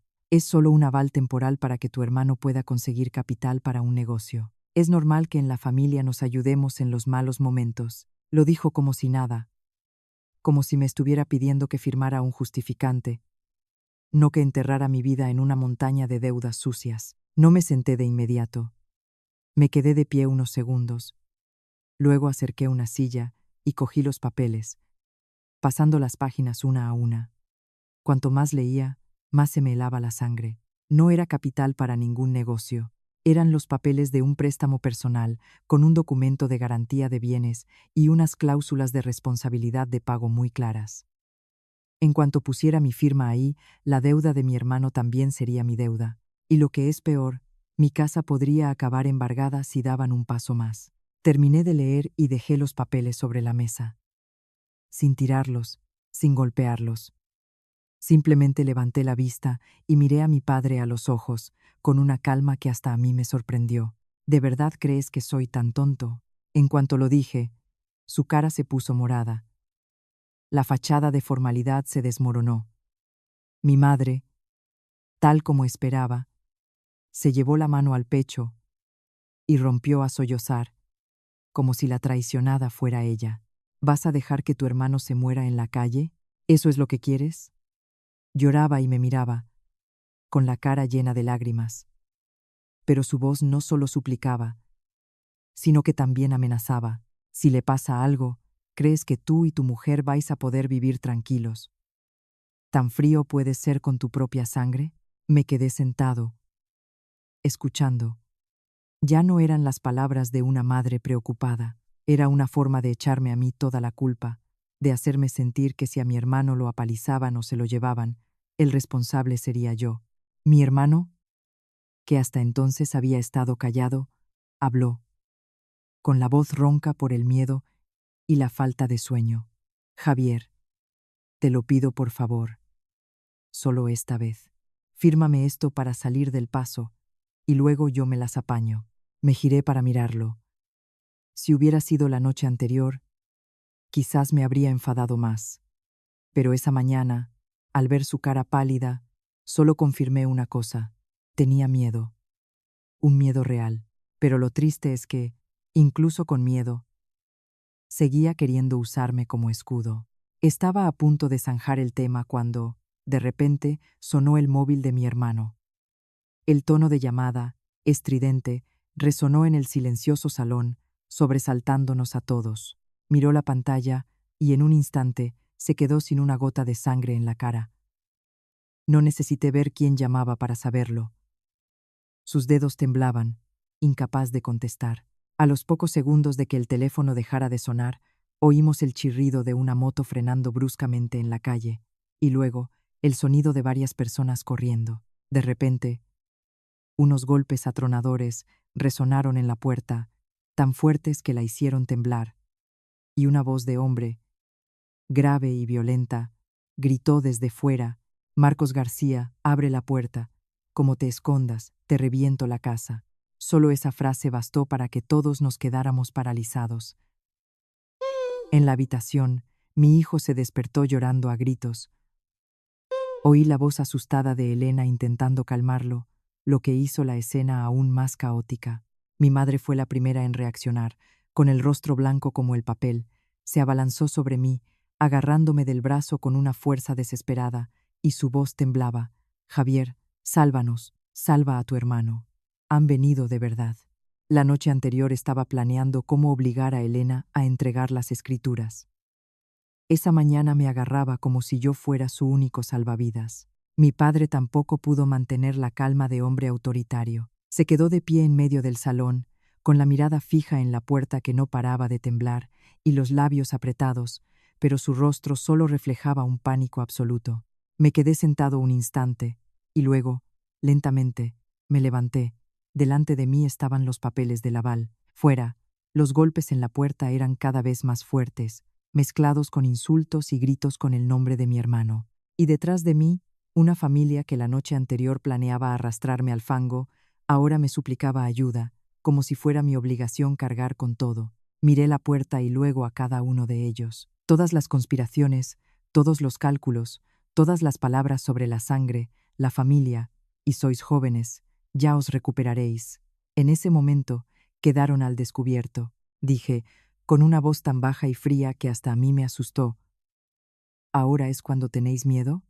Mi madre temblaba, y mi hermano apenas podía mantenerse en pie. Continué, con cada palabra saliendo como si estuviera tallada en piedra.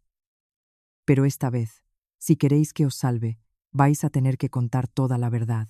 Y casi en ese mismo instante, oímos un estruendo terrible fuera. La puerta principal se abrió de golpe, y varios hombres entraron en casa. El verdadero clímax, en ese momento, no había hecho más que empezar. En cuanto la puerta se abrió de golpe, 3 hombres irrumpieron en el salón como un torbellino. El que iba delante era alto, corpulento, con el cuello lleno de tatuajes y un casco de moto en la mano, como si estuviera listo para estampárselo a alguien en la cara a la menor provocación. Los 2 que le seguían miraban a todas partes con descaro, pisando fuerte, como si la casa fuera suya, y pudieran hacer lo que quisieran. Antes de que nadie pudiera reaccionar, el líder gritó, con una voz ronca y agresiva: «¿Dónde está Marcos? Como te sigas escondiendo, te parto las piernas». Toda mi familia se quedó paralizada. Mi hermano retrocedió varios pasos, chocando contra el borde de la mesa, con el rostro sin una gota de sangre. Su actitud desafiante y sus quejas se habían evaporado por completo. Ahora solo era un hombre acorralado. Empezó a balbucear, con los labios temblorosos. Por favor, dadme unos días más, ya lo consigo». No había terminado la frase cuando uno de los de atrás soltó una risa burlona, escupió un chicle al suelo y añadió: «¿Unos días más? Pediste 25.000 euros, y ahora con los intereses ya debes casi 40.000. ¿Te crees que esto es una ONG?» En la habitación, mi hijo, asustado por los gritos, rompió a llorar a pleno pulmón. Su llanto agudo, en medio de aquel caos, me hizo reaccionar.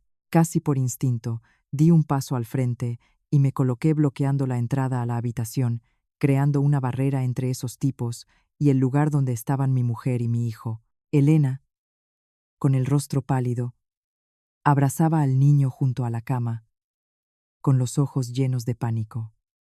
No me giré, pero con solo oír los sollozos de mi hijo y el temblor en la voz de Elena mientras intentaba calmarlo, supe que no podía permitir que esos hombres se acercaran ni un centímetro más. El líder paseó la mirada por el salón, pasando por mis padres, por mi hermano acobardado, y finalmente se detuvo en mí, probablemente porque, en medio de todo aquel desastre, yo era el único que seguía de pie y mantenía la calma. Me preguntó, con un gesto de barbilla, ¿tú eres el hermano? No respondí. Él sonrió con desdén.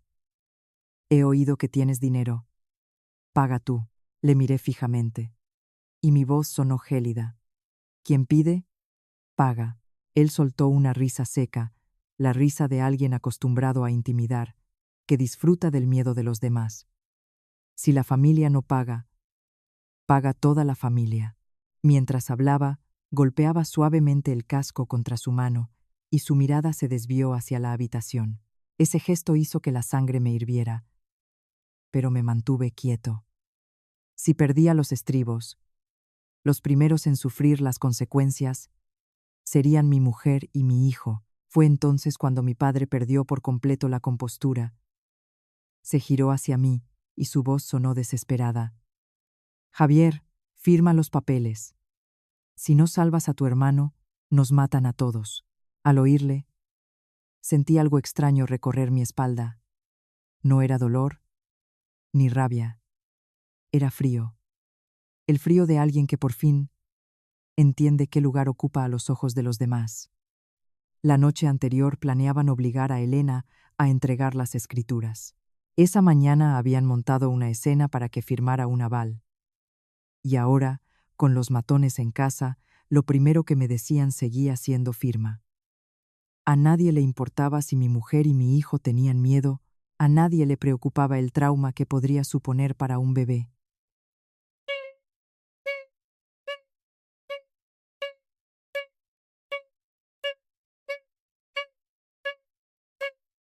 En sus cabezas solo había una cosa: usarme como escudo para salvar a Marcos.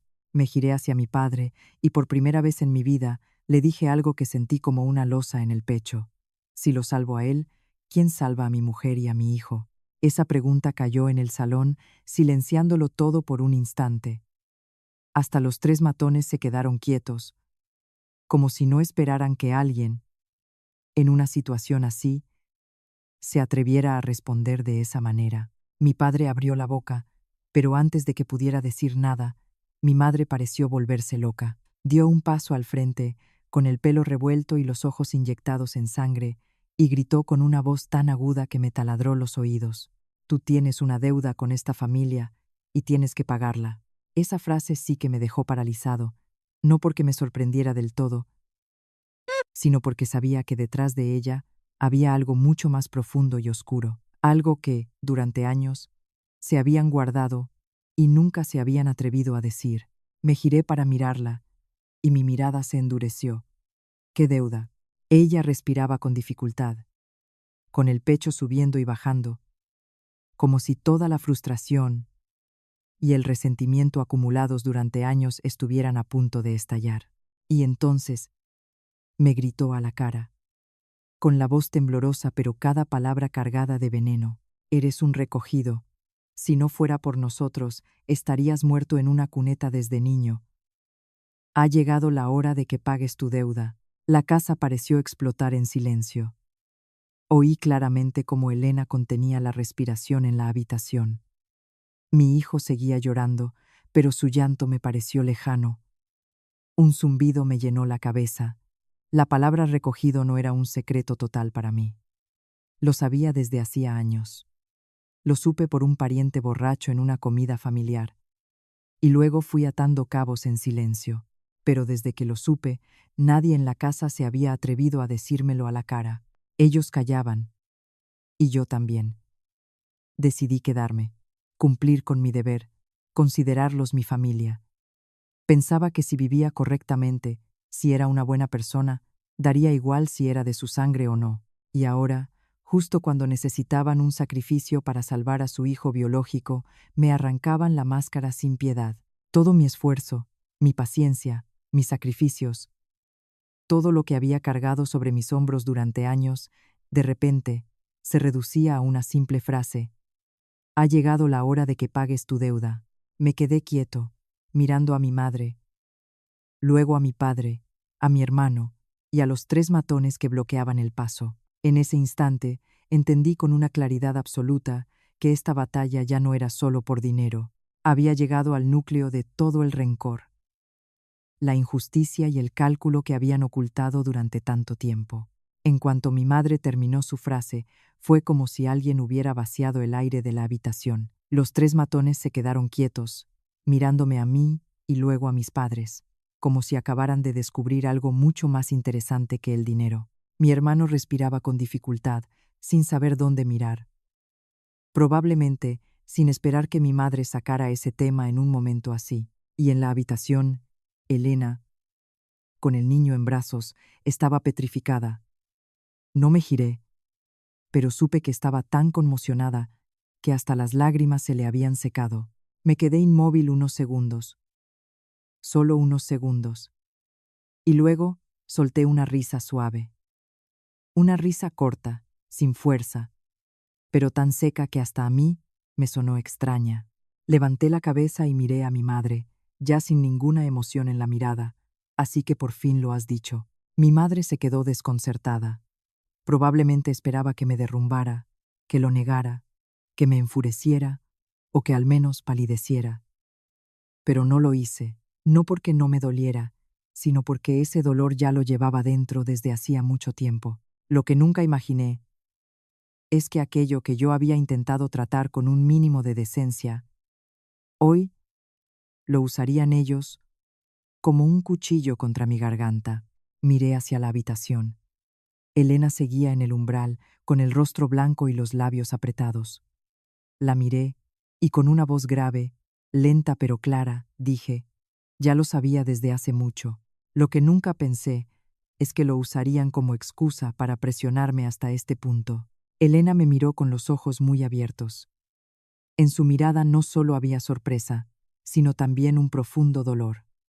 Quizás ahora entendía por qué tantas veces me callaba ante las humillaciones de mis padres, por qué aguantaba incluso cuando era evidente que yo estaba sosteniendo a toda la familia. Me giré de nuevo y los miré a los 3. Cuando tenía 10 años, mis padres biológicos murieron en un accidente de camión.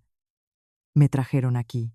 Desde entonces, he vivido en esta casa, os he llamado padre y madre, he llamado a Marcos hermano. Hemos comido en la misma mesa, dormido bajo el mismo techo, y hasta en el colegio llevaba el apellido García, como él. Nunca he renegado de ello, ni me he avergonzado de ser adoptado. Hice una pausa, y mi voz se volvió aún más firme.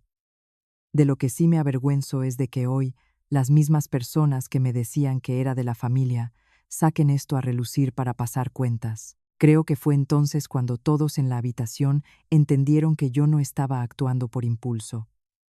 No acababa de descubrir un secreto devastador. Lo sabía desde hacía mucho.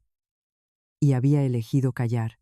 Por eso, cada palabra que decía ahora no era la de un hijo en shock, sino la de alguien que ha aguantado demasiado. Lo ha visto todo con demasiada claridad y ya no está dispuesto a seguir callando. Continué, sin apartar la vista de mis padres.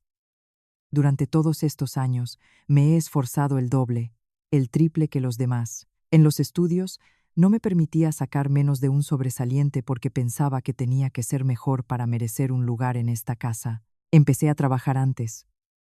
Acepté los proyectos más duros, los turnos de noche, todo porque pensaba que, al ser adoptado, tenía que ser más agradecido, más responsable. Cada mes, cuando cobraba, traía el dinero a casa. Si había que arreglar algo, me encargaba yo. Si Marcos se metía en un lío, lo solucionaba yo en silencio.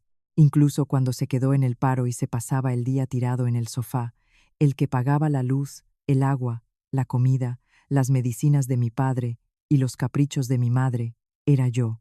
Oí a mi madre tomar aire, como si fuera a interrumpirme, pero no le di la oportunidad. Pero a medida que crecía, entendí una cosa. Toda la amabilidad en esta casa tenía un precio. Solté una risa amarga. De pequeño, era: te estamos criando, así que pórtate bien. Un poco más mayor, era: tienes que cederle todo a tu hermano. Y cuando empecé a trabajar, se convirtió en: lo que ganas, tienes que traerlo a casa. Miré a mi madre directamente. Llegué a pensar que, bueno, en todas las familias hay favoritismos, que si yo vivía correctamente, algún día me verían como a un hijo de verdad. Qué equivocado estaba. Mi madre, en ese punto, ya no pudo mantener su papel de víctima. Levantó la cabeza bruscamente, con la mirada llena de odio y una voz agria que lo dejó todo al descubierto. No eres nuestro hijo de sangre. Es normal que todo sea para Marcos. ¿Para quién si no? Si ganas dinero, lo traes aquí. Eso es lo que haría una persona decente. Te hemos criado. ¿Acaso no tenemos derecho a reclamar lo que nos debes? Cada palabra fue como ácido en mi cara. Ya no había máscaras, ni familia, ni amor. Solo la cruda realidad. Yo era una inversión que tenía que generar beneficios para su hijo biológico. Marcos, al ver que mi madre lo había dicho todo, tampoco se cortó. Gritó, con una voz llena de envidia y codicia: has vivido aquí. Has comido de esta casa durante años. Ahora que te necesito, tienes que pagar. ¿Quién te crees que eres? Si no fuera por mis padres, estarías pudriéndote en la calle. Me giré para mirarlo. En ese momento, vi claramente que en el rostro de ese hombre no había ni rastro de hermandad, solo envidia, dependencia y una avaricia tan arraigada que le hacía creer que todo lo que yo conseguía le pertenecía por derecho. Los miré a todos, uno por uno, a mi hermano, a mi madre y finalmente a mi padre. Él seguía en silencio. Y su silencio, en ese momento, era aún más aterrador que los gritos de los otros dos, porque significaba que estaba de acuerdo, que lo aceptaba todo, que dejaba que su mujer y su hijo hablaran así porque, en el fondo, él también pensaba que ese era mi lugar. Respiré hondo y dije, lentamente, con cada palabra pesando como una roca: así que, durante todos estos años, solo he sido un cajero automático con patas. Nadie respondió, quizás porque ya no había nada que negar. Me giré hacia los tres matones que seguían en el salón. No sé qué expresión tendría mi cara en ese momento. Solo sé que mi voz sonó muy calmada, muy controlada. ¿Lo habéis oído? La deuda es suya. Si queréis algo, hablad con la persona adecuada. Cuando terminé, la habitación volvió a sumirse en un silencio tenso como la cuerda de un violín. Y en ese silencio supe que acababa de cortar el último hilo de afecto que, hasta entonces, había intentado preservar con una última esperanza. En cuanto terminé de hablar, la tensión en el salón se hizo casi insoportable. Los tres matones se miraron entre sí. Probablemente no esperaban que un asunto de dinero destapara un drama familiar tan retorcido, pero a gente como ellos no le importa la verdad ni la justicia. Para ellos, solo existe el dinero o alguien a quien llevarse por delante. El de la izquierda fue el primero en perder la paciencia. Se abalanzó sobre mi hermano, lo agarró del cuello de la camisa y lo arrastró al centro de la habitación. Marcos tropezó, golpeándose la pierna contra la esquina de una silla. Antes de que pudiera recuperarse, el tipo le gritó en la cara: ¿has terminado ya con tu numerito? ¿O hay dinero? ¿O alguien se viene con nosotros? Marcos palideció. Su actitud desafiante y su costumbre de culpar a los demás se desvanecieron en un instante. Se giró hacia mí, con los ojos desorbitados y la voz quebrada por el pánico. Javier, si no me ayudas, estoy muerto. ¿Me oyes? Estoy muerto de verdad. Ya no era la voz de un hermano, sino el chillido de un animal acorralado que se aferra a cualquier cosa para sobrevivir. Me quedé quieto, Por primera vez en mi vida, frente a mi hermano, no moví un músculo, no me acerqué, no intenté que lo soltaran, no intercedí por él, no como todas las veces anteriores en las que él causaba el problema y yo lo arreglaba. Simplemente me quedé allí, mirándolo. Quizás fue precisamente mi inmovilidad lo que lo aterrorizó más.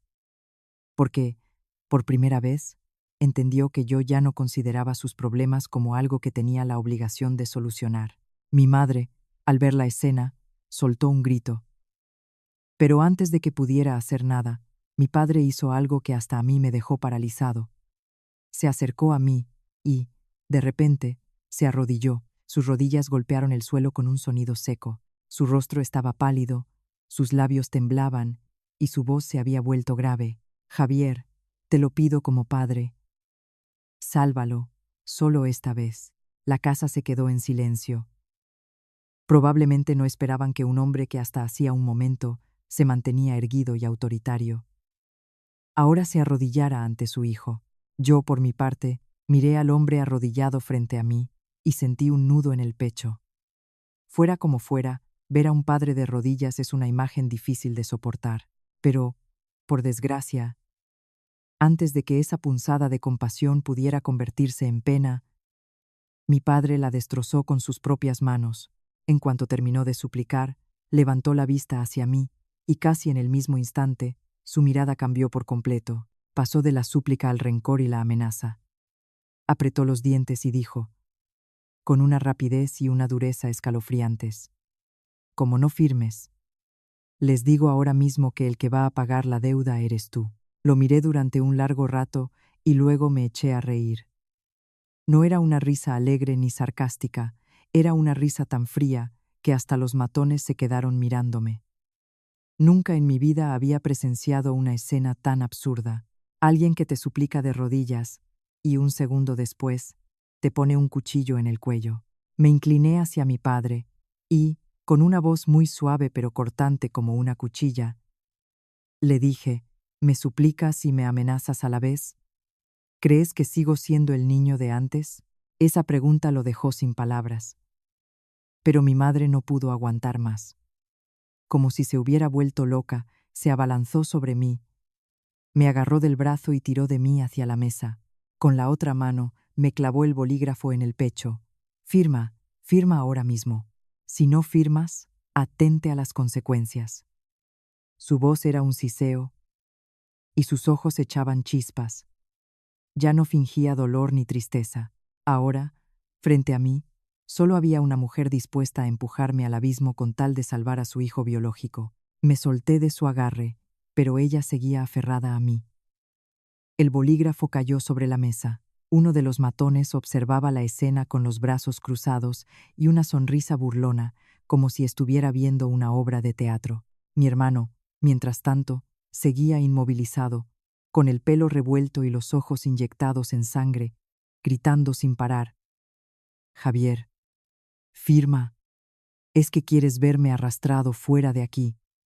Cada grito suyo hacía que mi hijo llorara con más fuerza en la habitación. El llanto del bebé, los gritos de los adultos, el ruido de las sillas, las respiraciones agitadas, todo se mezclaba en un caos sonoro que parecía a punto de hacer estallar mi cabeza. Y en ese preciso instante, Elena salió. Seguía abrazando a nuestro hijo. El niño lloraba con la cara roja como un tomate, agarrándose al cuello de su madre. El rostro de Elena estaba pálido y sus ojos hinchados de tanto llorar, pero caminaba con firmeza. Atravesó la habitación, llena de hombres gritando, se colocó a mi lado y dijo, con la voz todavía temblorosa, pero cada palabra muy clara: Javier no va a firmar. Toda la habitación se giró para mirarla. Mi madre fue la primera en quedarse atónita, como si no pudiera creer que la nuera que durante tanto tiempo solo había sabido callar, aguantar y bajar la cabeza, ahora se atreviera a intervenir. Mi padre, todavía medio arrodillado, también la miró con asombro. Mi hermano la fulminó con la mirada, y los tres matones la observaron con curiosidad, como si no esperaran que, en medio de aquel caos, una mujer se atreviera a hablar con esa rotundidad. Elena abrazó al niño con más fuerza y levantó la vista para mirar a mis padres. Era la primera vez que la veía mirarlos así, sin miedo, sin bajar la cabeza. Sabía que estaba temblando, porque su brazo que sostenía al niño no dejaba de vibrar, pero aún así, continuó, lentamente, como si estuviera hablando en nombre de toda la humillación que se había tragado durante meses. Él no le debe nada a nadie. El que tiene una deuda es vuestro hijo. Esa frase fue como una bofetada en la cara de mi familia. Mi madre abrió la boca, pero no le salió ni una palabra. Mi padre estaba estupefacto. Mi hermano gritó: «Tú te callas», pero su voz ya no sonaba tan imponente. Y yo miré a mi mujer, y sentí que el pecho se me oprimía, no por lástima, sino por orgullo y por dolor. Orgullo, porque la mujer que siempre había sido tan sumisa por fin se atrevía a defender a su marido. Y dolor, porque tuvo que llegar a este extremo para que se viera obligada a ser fuerte. En ese momento entendí una cosa muy clara. Si yo daba un paso atrás, no solo lo perdería todo, sino que arrastraría conmigo a la mujer que, con nuestro hijo en brazos, estaba de pie a mi lado. Y esta vez no podía permitirme retroceder. Y esta vez no retrocedí. Me coloqué ligeramente delante de Elena y del niño, protegiéndolos sin apartar la vista de los tres tipos que seguían en el salón. El líder ya no tenía esa sonrisa burlona, pero su mirada seguía siendo calculadora. Me miró a mí, luego a los papeles sobre la mesa, a mi padre que todavía estaba medio arrodillado, y finalmente sonrió con desdén. «Vuestra familia es un circo. Pero no tenemos tiempo para ver la función». Resumiendo, «¿Dónde está el dinero?». No le respondí de inmediato. Saqué el móvil del bolsillo con un movimiento lento y tranquilo. Quizás fue esa calma lo que los hizo dudar más que un grito. Marqué un número, me puse el teléfono en la oreja y dije: «Pásate por casa ahora mismo, por favor. Hay un asunto que aclarar». No dije más. Colgué y dejé el móvil sobre la mesa. El líder entrecerró los ojos. «¿A quién has llamado?». Le miré fijamente. «A alguien que puede hablar con vosotros con papeles por delante». Él sonrió, pero su sonrisa ya no era tan segura. Durante la espera, la casa contuvo la respiración. Mi hermano seguía inmovilizado, sudando a mares. Mi madre se apoyaba en la mesa, con los nudillos blancos de tanto apretar.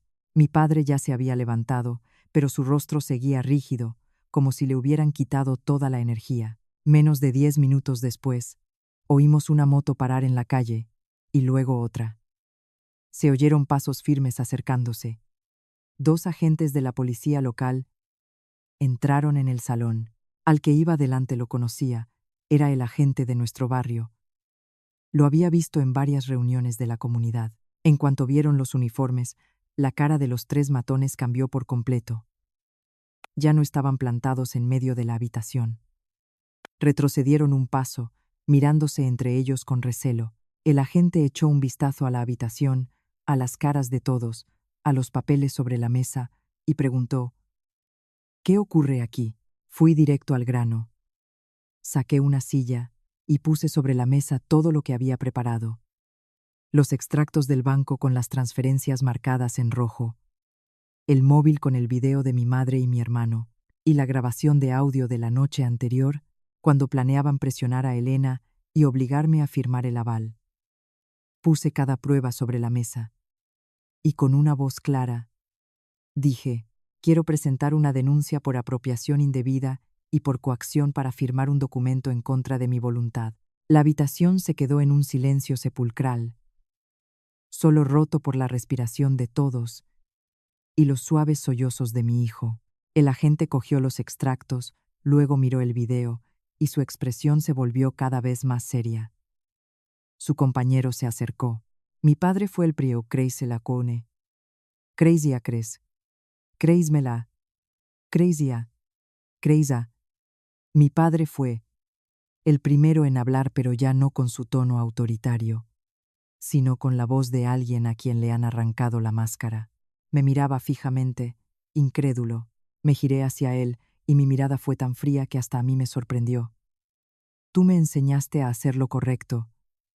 Hoy solo estoy haciendo lo correcto. Esa frase cortó el último lazo que nos unía.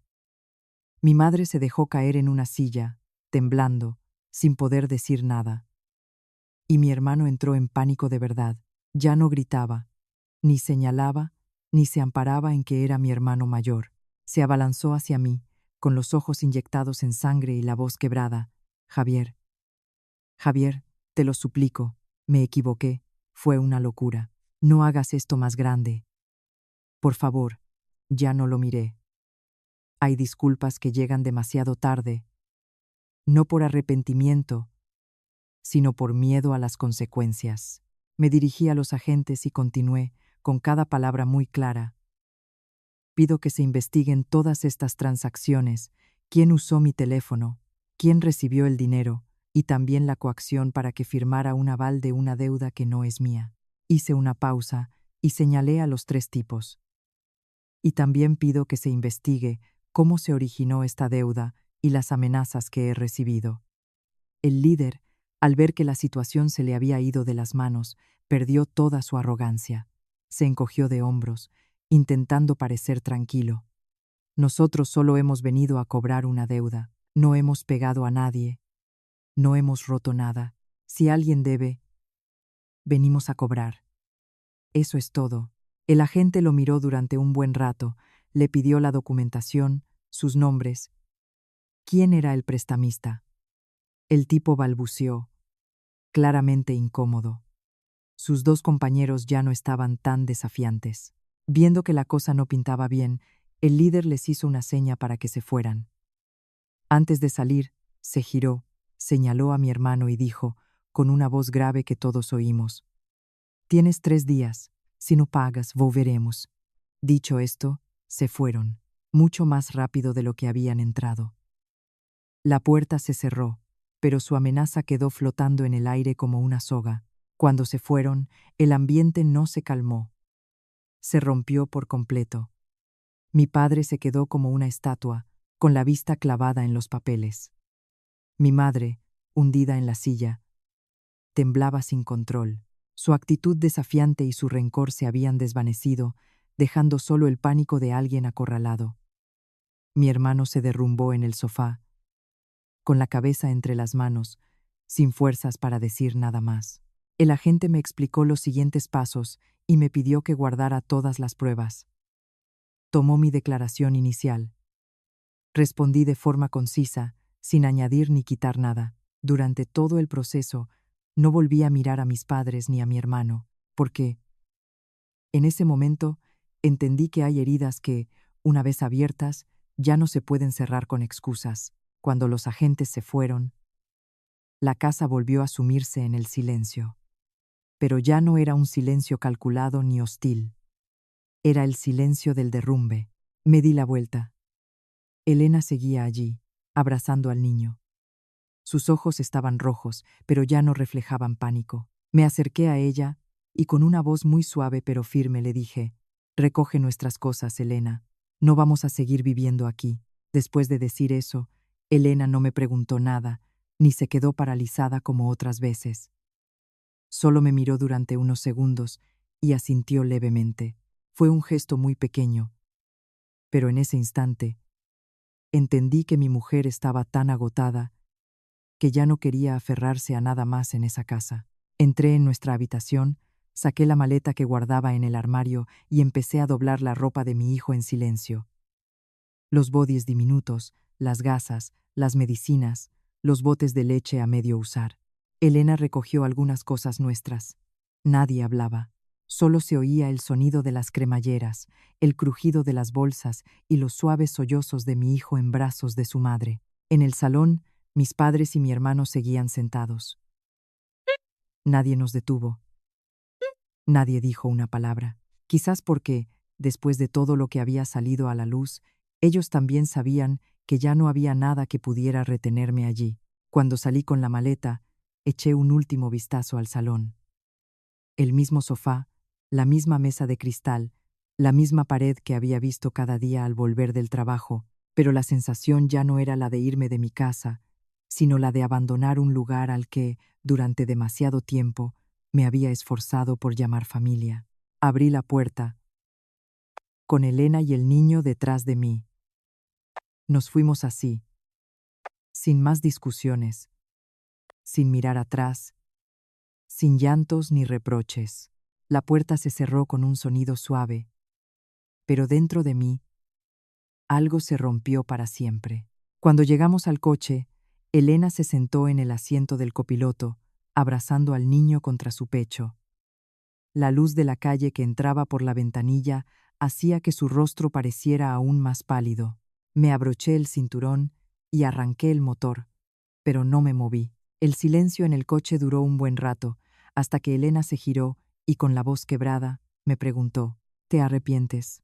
Su pregunta hizo que mi mano, apoyada en el volante, se detuviera. Sabía a qué se refería. No a irnos de esa casa, sino a haber llevado las cosas a un punto de no retorno con mi antigua familia. Miré al frente y negué con la cabeza, muy despacio: no me arrepiento. Hice una pausa, con un nudo en la garganta. Me giré para mirarla y añadí, en voz más baja: solo me arrepiento de haberte dejado aguantar tanto tiempo.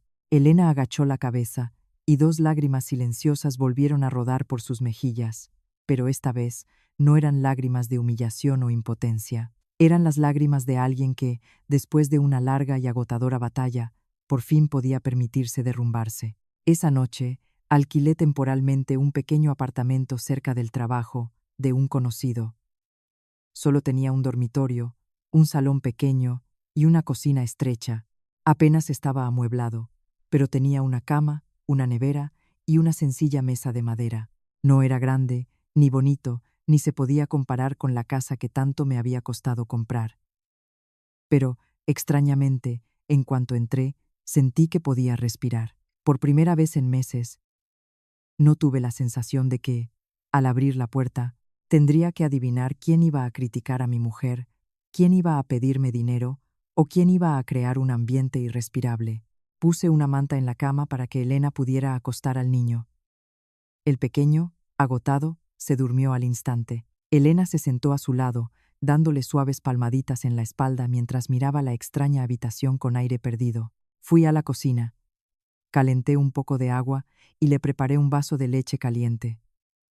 Cuando lo dejé sobre la mesa, sentí que los hombros me pesaban 1 tonelada. Estaba agotado por la tensión del día, pero, en medio de ese cansancio, sentí una ligereza que hacía mucho tiempo que no experimentaba.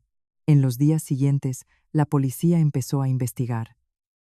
Los extractos bancarios, el vídeo, las horas de las transferencias, la deuda de mi hermano, todo empezó a salir a la luz. No sabía hasta dónde llegaría el asunto, pero al menos la verdad estaba sobre la mesa. Ya nadie podría empujarme al abismo con una mano mientras con la otra lloraba y me recordaba lo mucho que les debía. Mi teléfono sonó mucho esos días.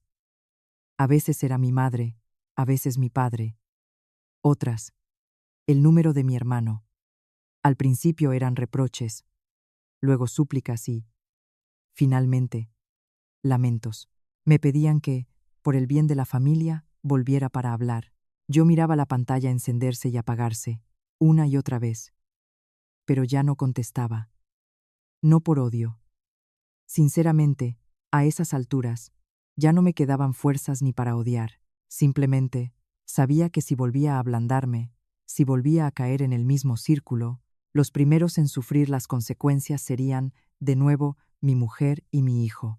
Algunas noches, cuando el niño se dormía pronto, Elena se sentaba a doblar su ropita mientras yo la observaba en silencio. La habitación era pequeña, la luz amarilla y cálida, y por la ventana llegaba el sonido lejano de los coches. Todo era increíblemente normal. Y, sin embargo, sentía una paz extraña. De repente, comprendí que un hogar no se mide por su tamaño, ni por su belleza, ni por su precio. A veces, un hogar es simplemente un lugar donde la mujer a la que quieres ya no tiene que llorar en silencio, y donde tu hijo ya no se sobresalta por los gritos. Y con eso, es suficiente. Me giré para mirar a Elena.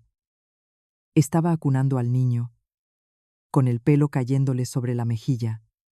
Su rostro, aunque cansado, parecía menos tenso que antes. Con suavidad, le cogí la mano. Ella levantó la vista. Le dije, en voz muy baja, como si temiera despertar al niño: a partir de ahora, mi casa solo tiene 3 personas. Elena no dijo nada. Solo apretó mi mano. Justo en ese momento, el niño, dormido, se movió, y su manita diminuta rozó mi dedo. Fue un contacto tan ligero, pero me ablandó el corazón por completo. Durante años, había pensado que tenía que aferrarme a una supuesta deuda de gratitud, que tenía que aguantar, ceder y retroceder para merecer el derecho a ser criado por ellos. Hasta ahora no había entendido que la gratitud, si existe, no es una cadena para atar a nadie, y mucho menos una excusa para convertir a una persona en una herramienta para la codicia y el favoritismo de otros. No quiero sonar grandilocuente, ni ponerme en el papel del que tiene toda la razón. Solo sé que hay cosas que, una vez superadas, te enseñan qué es lo que de verdad importa. Hay personas que no están destinadas a estar a tu lado para siempre, pero también hay otras que, si te atreves a defenderlas una sola vez, se convierten en tu verdadera familia.